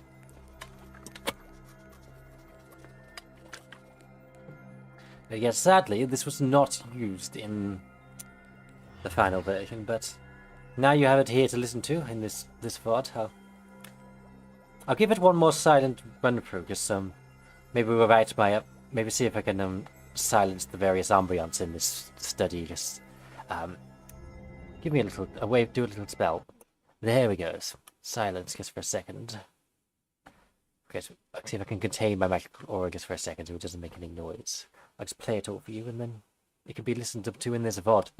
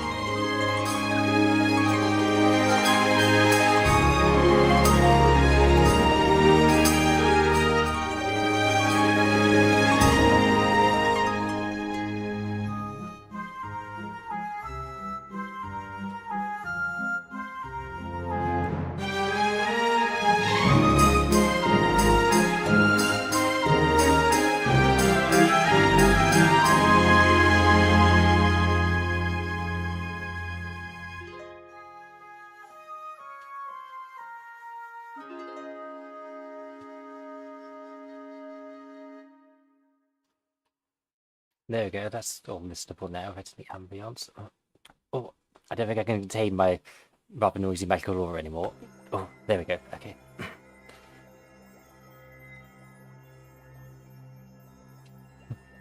Garrett, you say, thanks so much for giving me another opportunity to hear this. Too much was going on at the time to really hear it at the time. It's lovely and worthy of our princess, yes. Well, you know, it takes a princess to know what is worthy of another princess, so I think I was the natural fit for this, but it was still very exciting to be picked for it. Yes, yes, I'm glad you could hear the behind the scenes as well as the main version. I wonder if perhaps, would I get away with showing you the final project file? Or would my computer not take it? Yeah,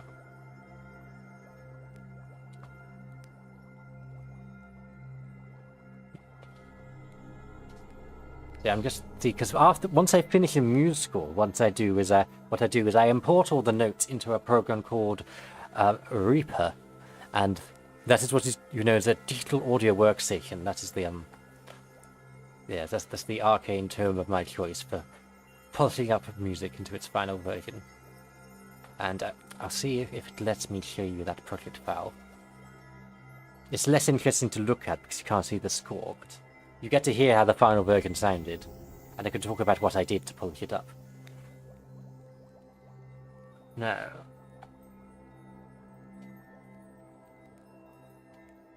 let's see if we can change the property, then do it in here, Reaper. There we go, that's the one there. Okay, so this software is called a Reaper. It's similar to software such as Logic, FL Studios, another arcane term I've heard of with crafting music. Most people compose directly in these softwares, but I think they're a little too newfangled for me. I mean, they only came about in the last 10 years ago, and I've been here since the beginning of the universe. I mean, it's going to take me a little while to warm up to some new technology, but I like writing in sheet music, so that's why I like using a MuseScore, and then I import all the notes into this software to do some things that the sheet music software can't do, and I find that to be the most natural way for me to do it. It's not the way that most people do it, but most people can't be like me, can they?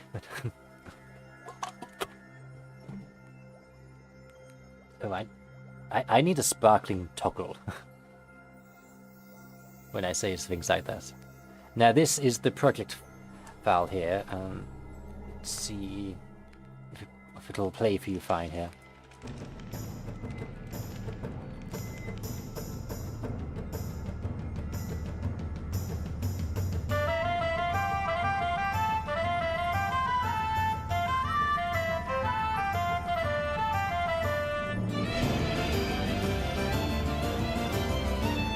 Might be a little quiet here because what you're hearing is the unmastered version.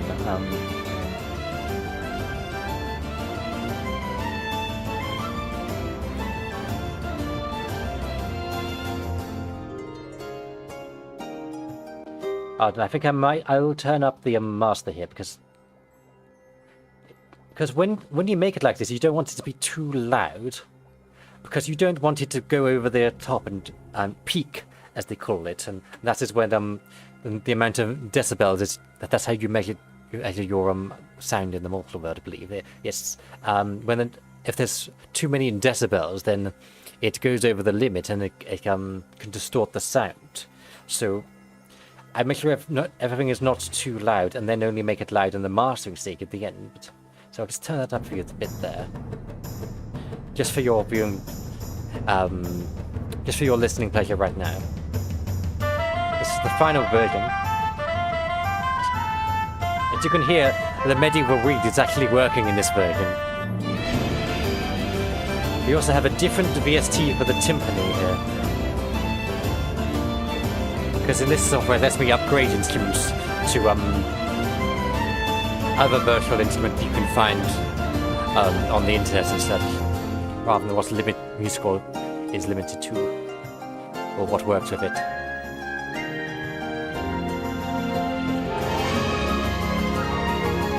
I still use some audio from musical, like the woodwinds.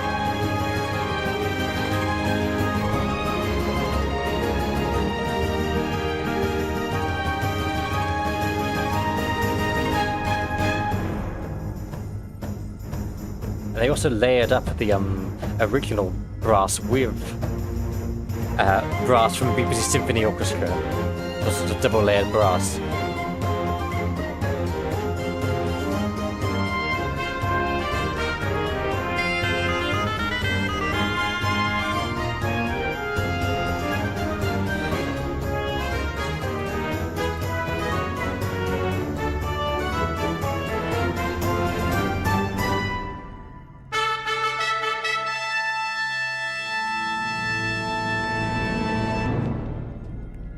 Yes, so see what I did in this software is I swapped out some instruments for a more perhaps a more professional standard virtual instrument. That's the word, isn't it, in your tongue? Yes, more professional standard virtual instrument. It's a small upgrade, but still, it's something I noticed, and when it all comes together, it does make a bit of a difference. And also, I can hear everything better in this software in some ways. I can balance see all these tracks, including the drum toms there. All these tracks, I balance the volumes. I use panning, where I change where it is in the stereo field. In your more sort of devices, you have two speakers often, and a left and a right. And what I'll do is I'll try and place every virtual instrument within that stereo field, but towards the left, towards the right, or in the middle.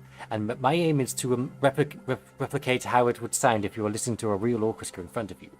Because a real orchestra will have different positions where they're always sat traditionally. You would have, say for example, the violins sat towards the left, and then the basses sat towards the right, and then the violas sat in the middle, for example, and so on and so forth. So for me, in order to recreate that, I'd make sure to position them on the panning, with the panning dial here, on the mixer. Make sure that's all placed in the right places to replicate where they would be in the orchestra. And so balancing the volumes. I don't do a lot of professional mixing or anything. I don't do EQ. It's not something I know too much about myself. I leave that to the modern technical people often. But I did at least there is one trick I knew how to do, which was I don't think it's going to pop up for you, but on the master, wherever all the sound comes out, I use what's called a solid bus compressor, and it's basically a compressor will take all the sound, but once it goes up above a certain volume, it'll duck the volume in some ways. And this is I use this compressor to basically make the sound a little more even, and not have it extreme quiet and loud, but at random spikes at least, and smooths it out a little bit, and that way it glues the mix together. Of course, another advantage this software offers is that I'm not limited by any strange technical glitches that MuseScore, or the sheet music software, had, where it wouldn't let me use the shawm that is a medieval reed. It wouldn't let me use that in MuseScore for some reason, even though I had a VST for it. But here it works perfectly. And it very much makes a very medieval sound. That instrument was in the reference that Keiki gave me for what the sound she wanted, so it was very important to have it. So, yeah, I'm glad I could find a technical workaround to still have it working and be in the song. Especially being the first thing you hear in the song, it definitely introduces the medieval vibe quickly.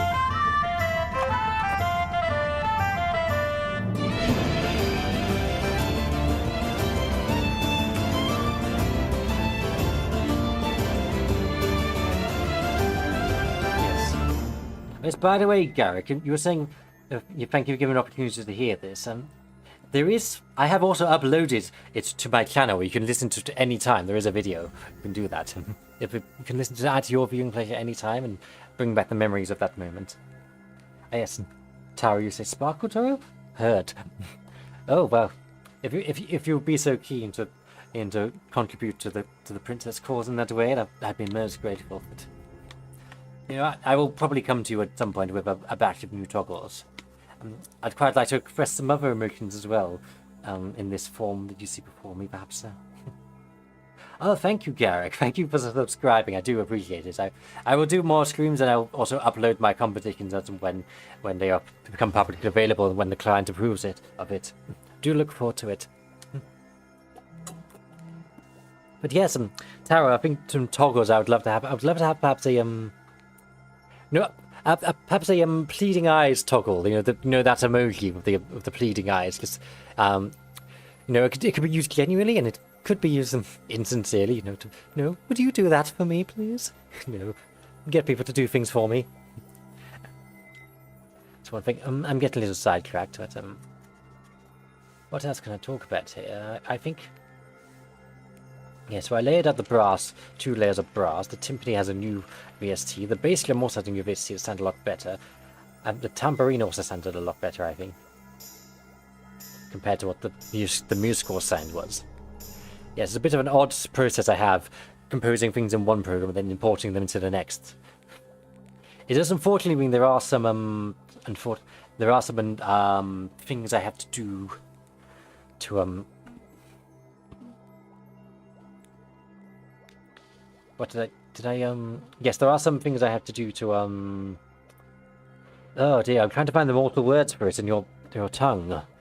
The yes, so in order to get the imported notes to sound the same, I did have to make some tweaks, so rather annoyingly, you see I have to go into this you see each instrument. I might have to change the view you can see, because you can see this pop-up window.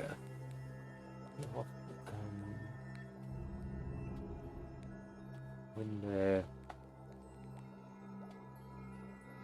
Yep, no, it's not going to let me show you it because it's a pop-up. Oh, and it's oh, I've just selected the wrong thing, haven't I? Oh dear.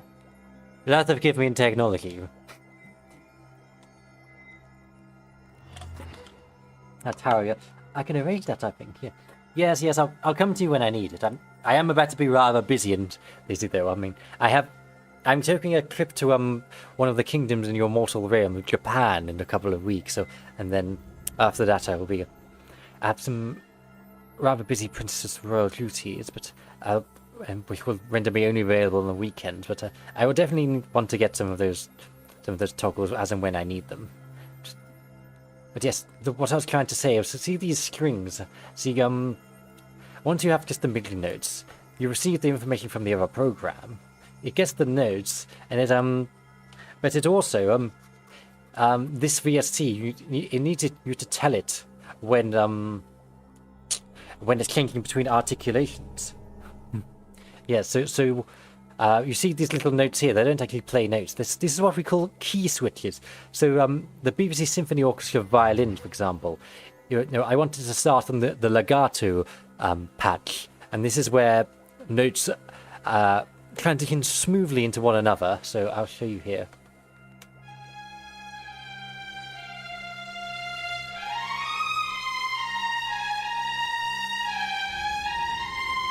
Yes.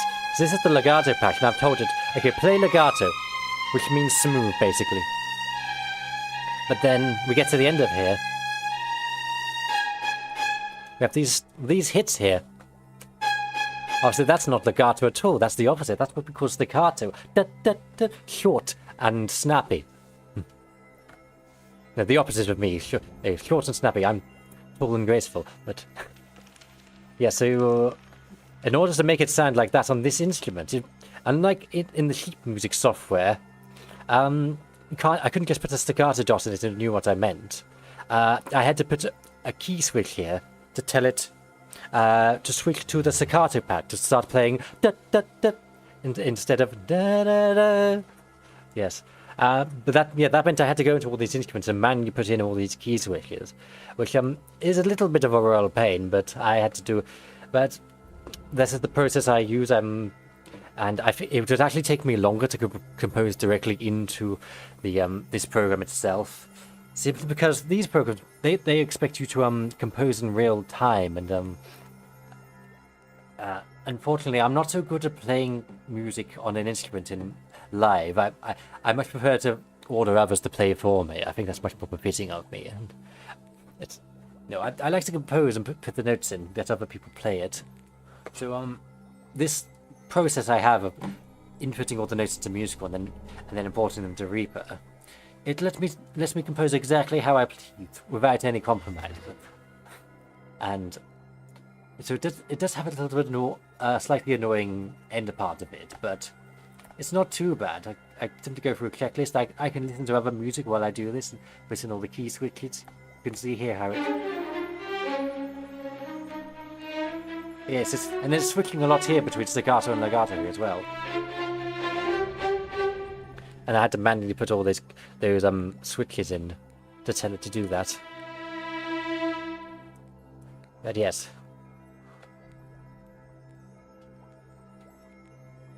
So, Garrick, I hope your trip goes well and it is fittingly real. Oh, well, everything I do is fittingly real. I simply have to be there, and everything around me becomes real. But, yes, Japan is going to be splendid, yes.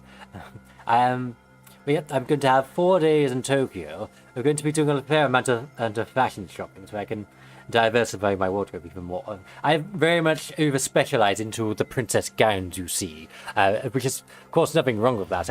It's very good to be real everywhere I go, but also I would like to diversify, so I can, of course, I'd be able to pull off many different styles of, someone as fashionable and beautiful to me.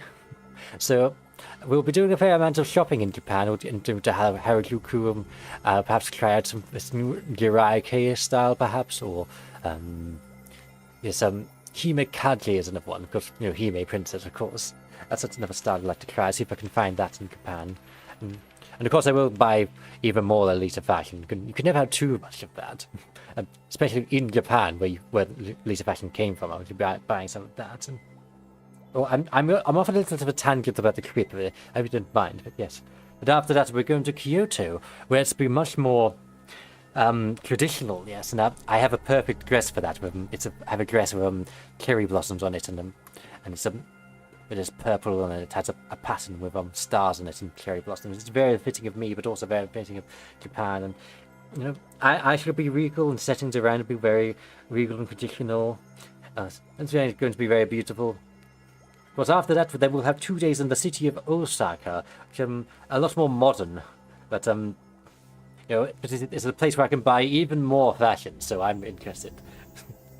I feel like my 500 wardrobes isn't big enough. I do need more.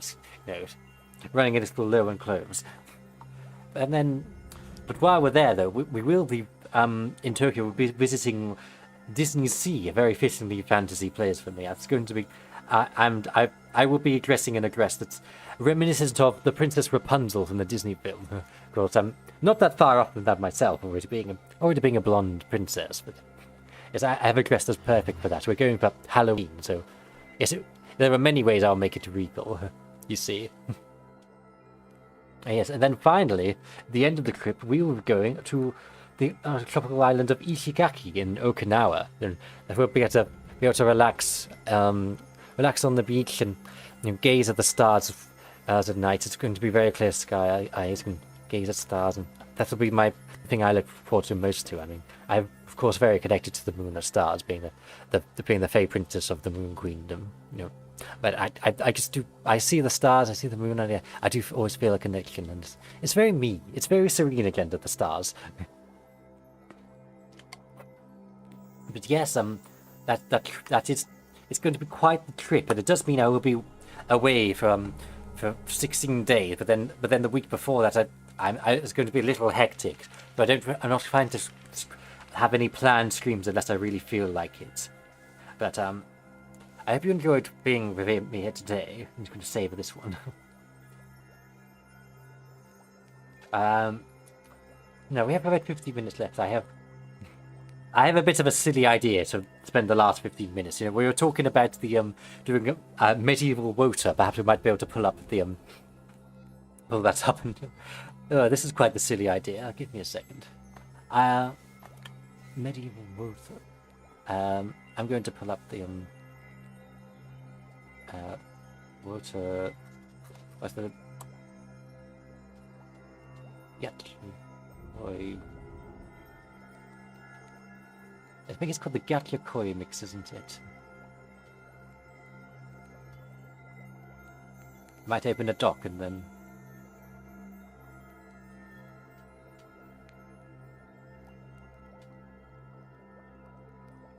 Hold on, do bear with me. Well, basically, my idea is that I'm going to follow up on my creative idea to make a medieval version of the that princess water. I'm just going to. Oh, I do amuse myself. We can work on it together. See what works best. You give yours suggestions.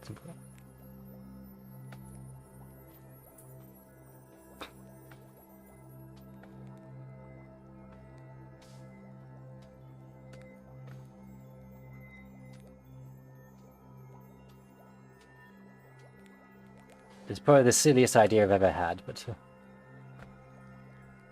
yes, it was Keeki, so...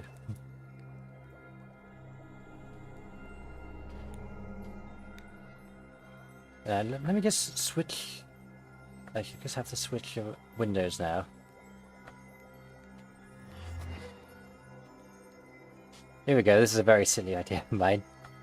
Okay, so whatever the translation of this...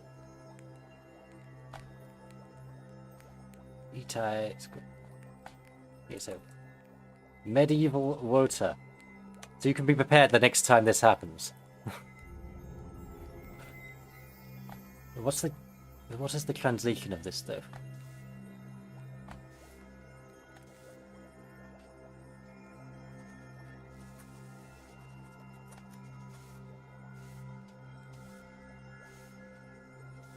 Let's translate to English. That's your predominant mortal tongue, isn't it? Communicated to begin. Oh, it's well, that didn't work, did it? Okay, I'm going to have to use Google Translate.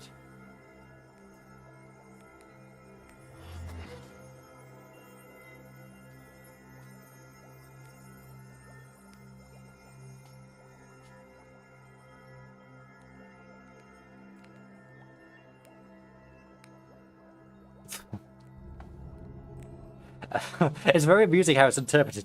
It's saying cakes are cute.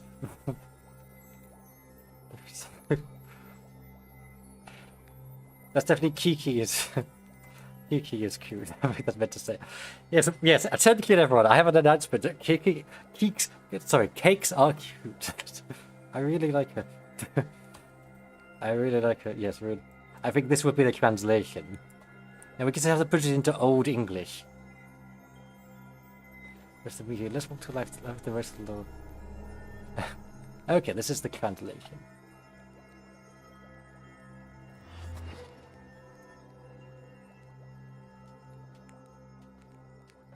Yes, I truly do agree with their announcement. No, all Keeki fans, I'd be very surprised if they didn't. Yeah. I really like her.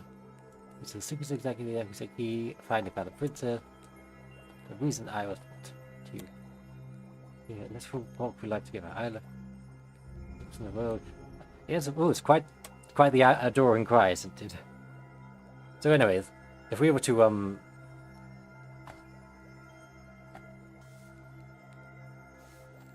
gonna put this in the hang on now. Rather than the silliest ideas I've had, let's just together make this into a medieval version. So the next time your medieval princess comes out, you can tell her that you were born to meet her.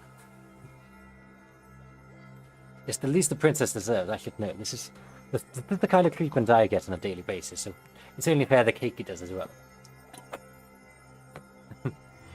Vine. Okay, so Itai Koku Garudayo. There's something else. I think there is something after. Maybe that's not the perfect translation, but I think there is something I would like to say, isn't it?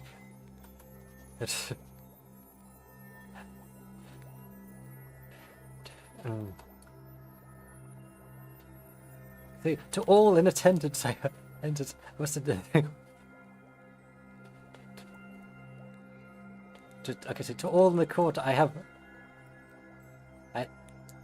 Ita Kotaka, I have.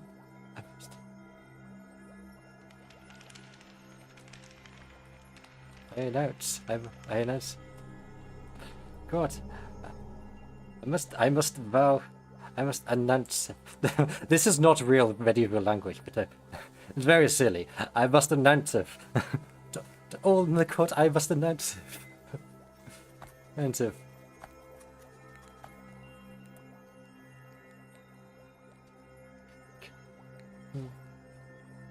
It's up in. It says Princess Keeki. Princess Keeki is the fairest in the land. It's the fairest in Vine. The fairest in Vine land. This is not real medieval speak. I'm just being very silly right now. all in the court I must announce it.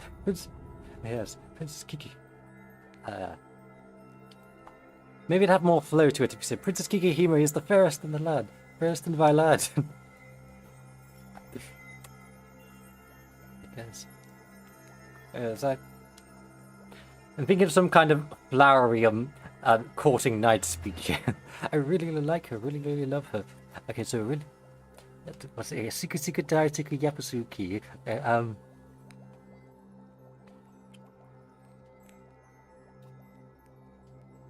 My mate, island mate.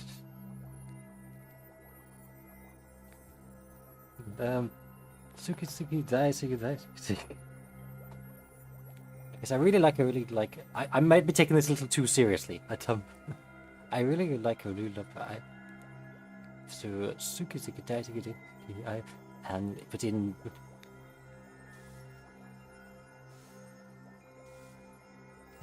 And to you. Do I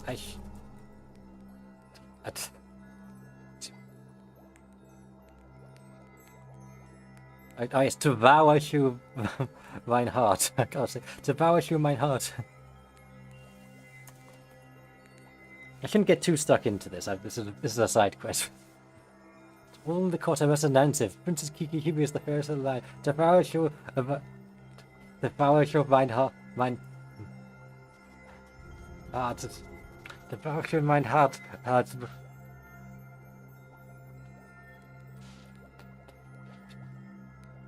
The fairest maiden. Fairest maiden. The power of my heart. This is this maiden. I want to say something about this maid. This fair maiden owns my heart. The fairest in thy land. The maiden is the fairest.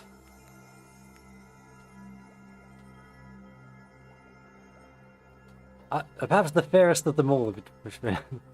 The fairest of them all who...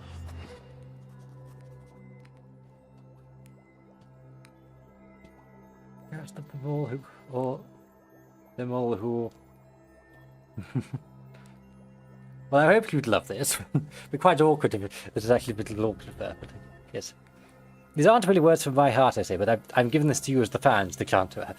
Given keep going with this medieval princess theme. The fairest of them all who would... Well...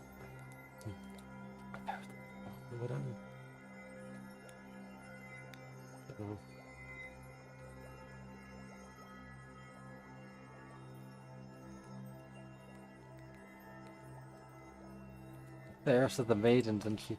I can't say who will own my heart. I think he already owns your hearts. Okay. The fairest of the maidens. Isn't he old?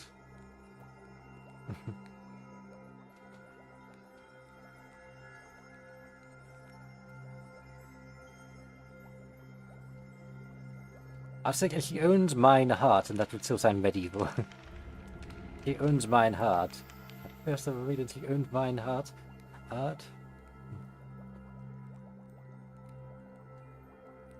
Ja, to music at Ohimas and so that's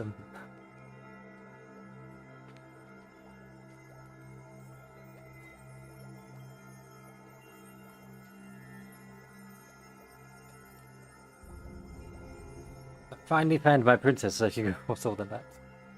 After that. Bye.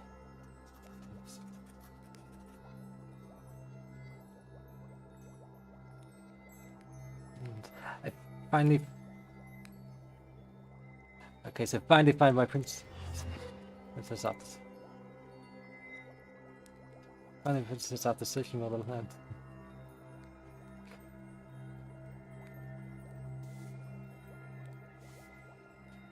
Searching all the lands, to bring to a night at night, was travelled far and wide to find his maiden. That's the next line. Oyaga to Kitali you. But which is the reason I was born is to meet you.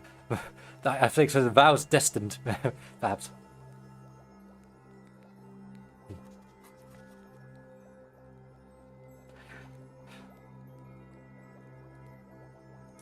I will have to quickly. I want to check and do something as a vine.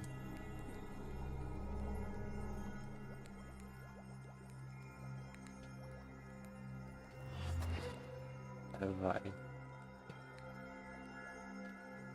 I want to say perhaps vine heart, but say that.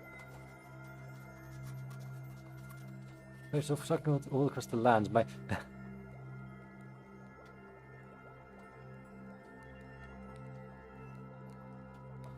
It's my.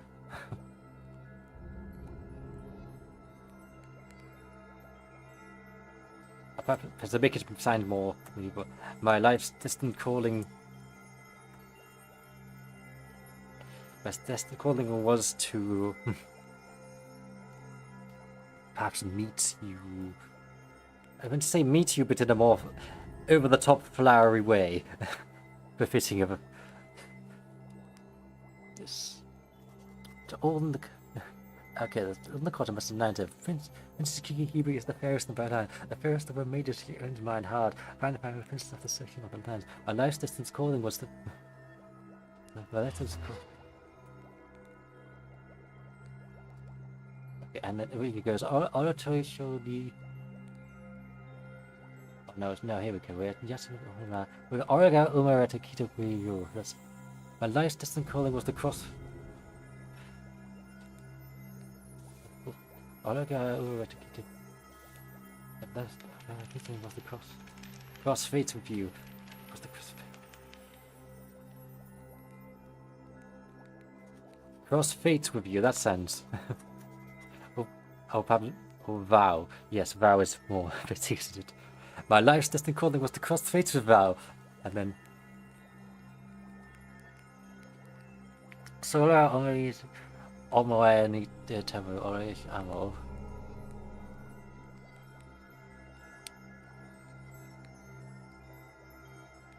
We might have a spare line. Might have to fill in. Yes.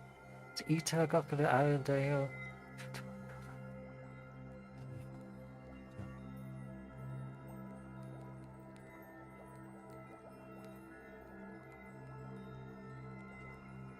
So, Ita Kokorika, okay, yeah, Princess Keekihime is the fairest in the land, okay, that lines up. Yeah, 2 weeks are also arguing for you. Yes, might have to make up a spare line because of English, how it was working out. I'm going to give you a sorrow out when I die.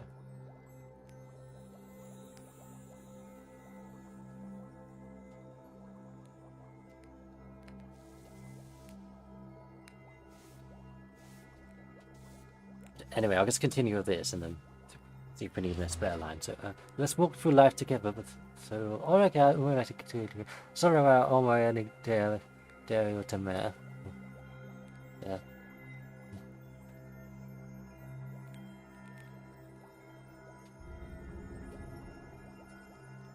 Let us crusade for.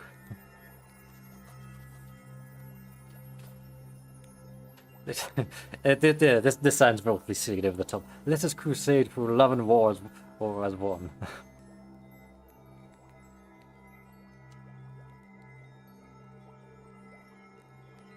I don't know if that's perhaps medieval enough. Other than the crusade, maybe. It's crusade for love and war as one. Well, it's not knowing the exact translation, I wouldn't know what to replace this with. Award one. Vine is.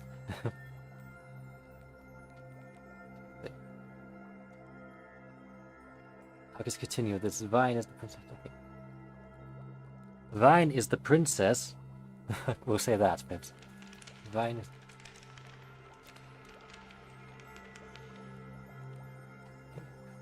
Vine. Perhaps Vine is the hand.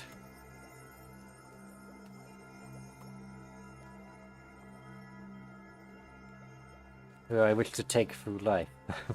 Take through. I was linking into the walks through life together again.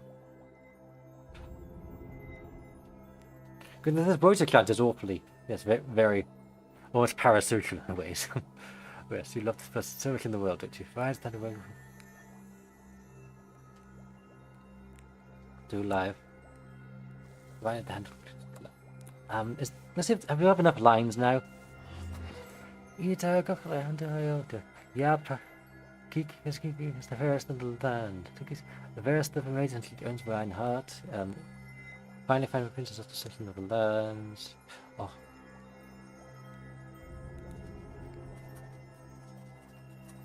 Princess.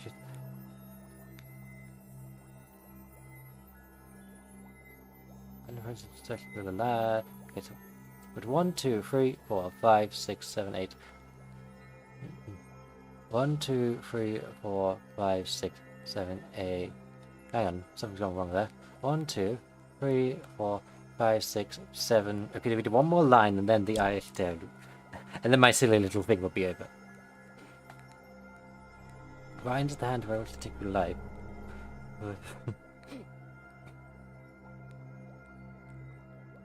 Right, it's alive. Sakayani Ichiban Aishtaru.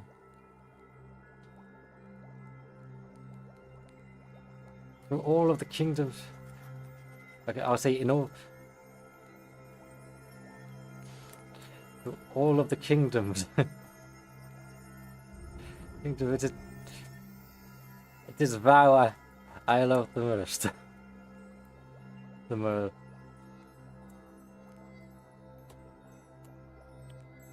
I'm not sure how you can change the Irish Tulu into Old English, but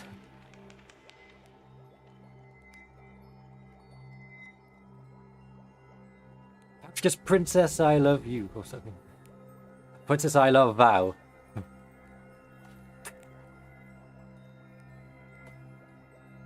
Okay, here we go. This is probably one of the silliest things I've ever made. Okay, we've translated medieval water. So the next time this happens, or next time you see Keekihime, she's perhaps dressed in another medieval inspired outfit or similar. Or Tudor outfit, I believe it was, yes. So you can count. To all in the court I must announce it. Princess Keekihime is the fairest in my land, the fairest of all maidens, she owns mine heart. Fine to find my princess after searching all the lands. My niceness calling was the cross fates of vow. Let us crusade where love and war is won. Thine is the hand who I wish to take your life. From all of the kingdoms it's vow I love the most. Princess I love vow. There we go. We have the official, okay, not official, but official Keekihime content into composer, Wota, for the next time you see her. You can use that.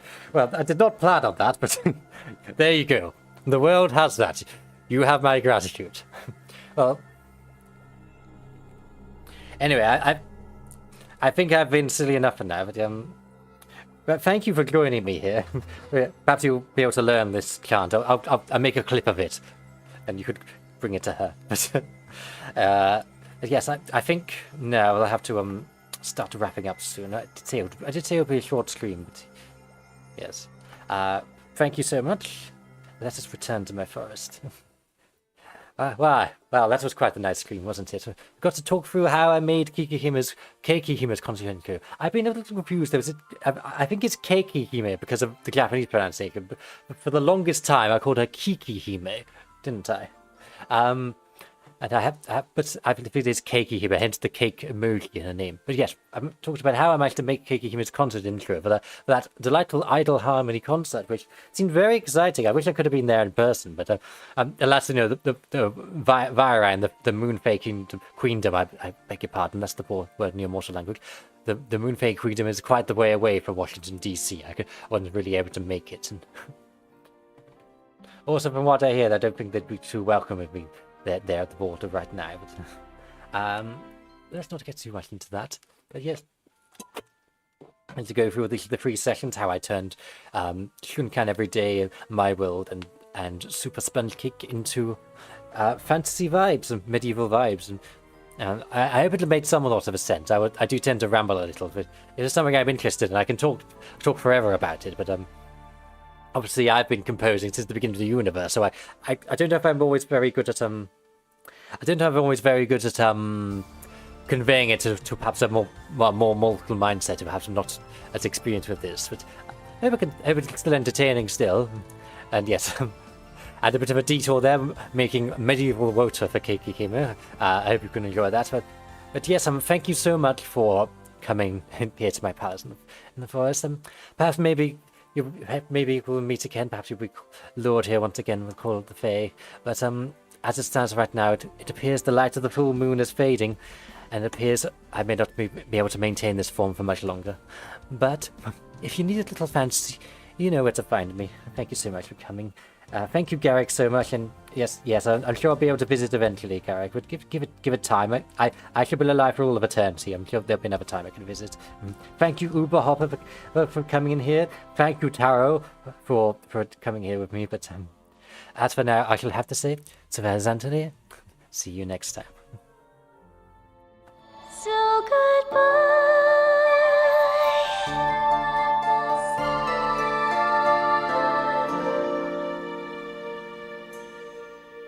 If you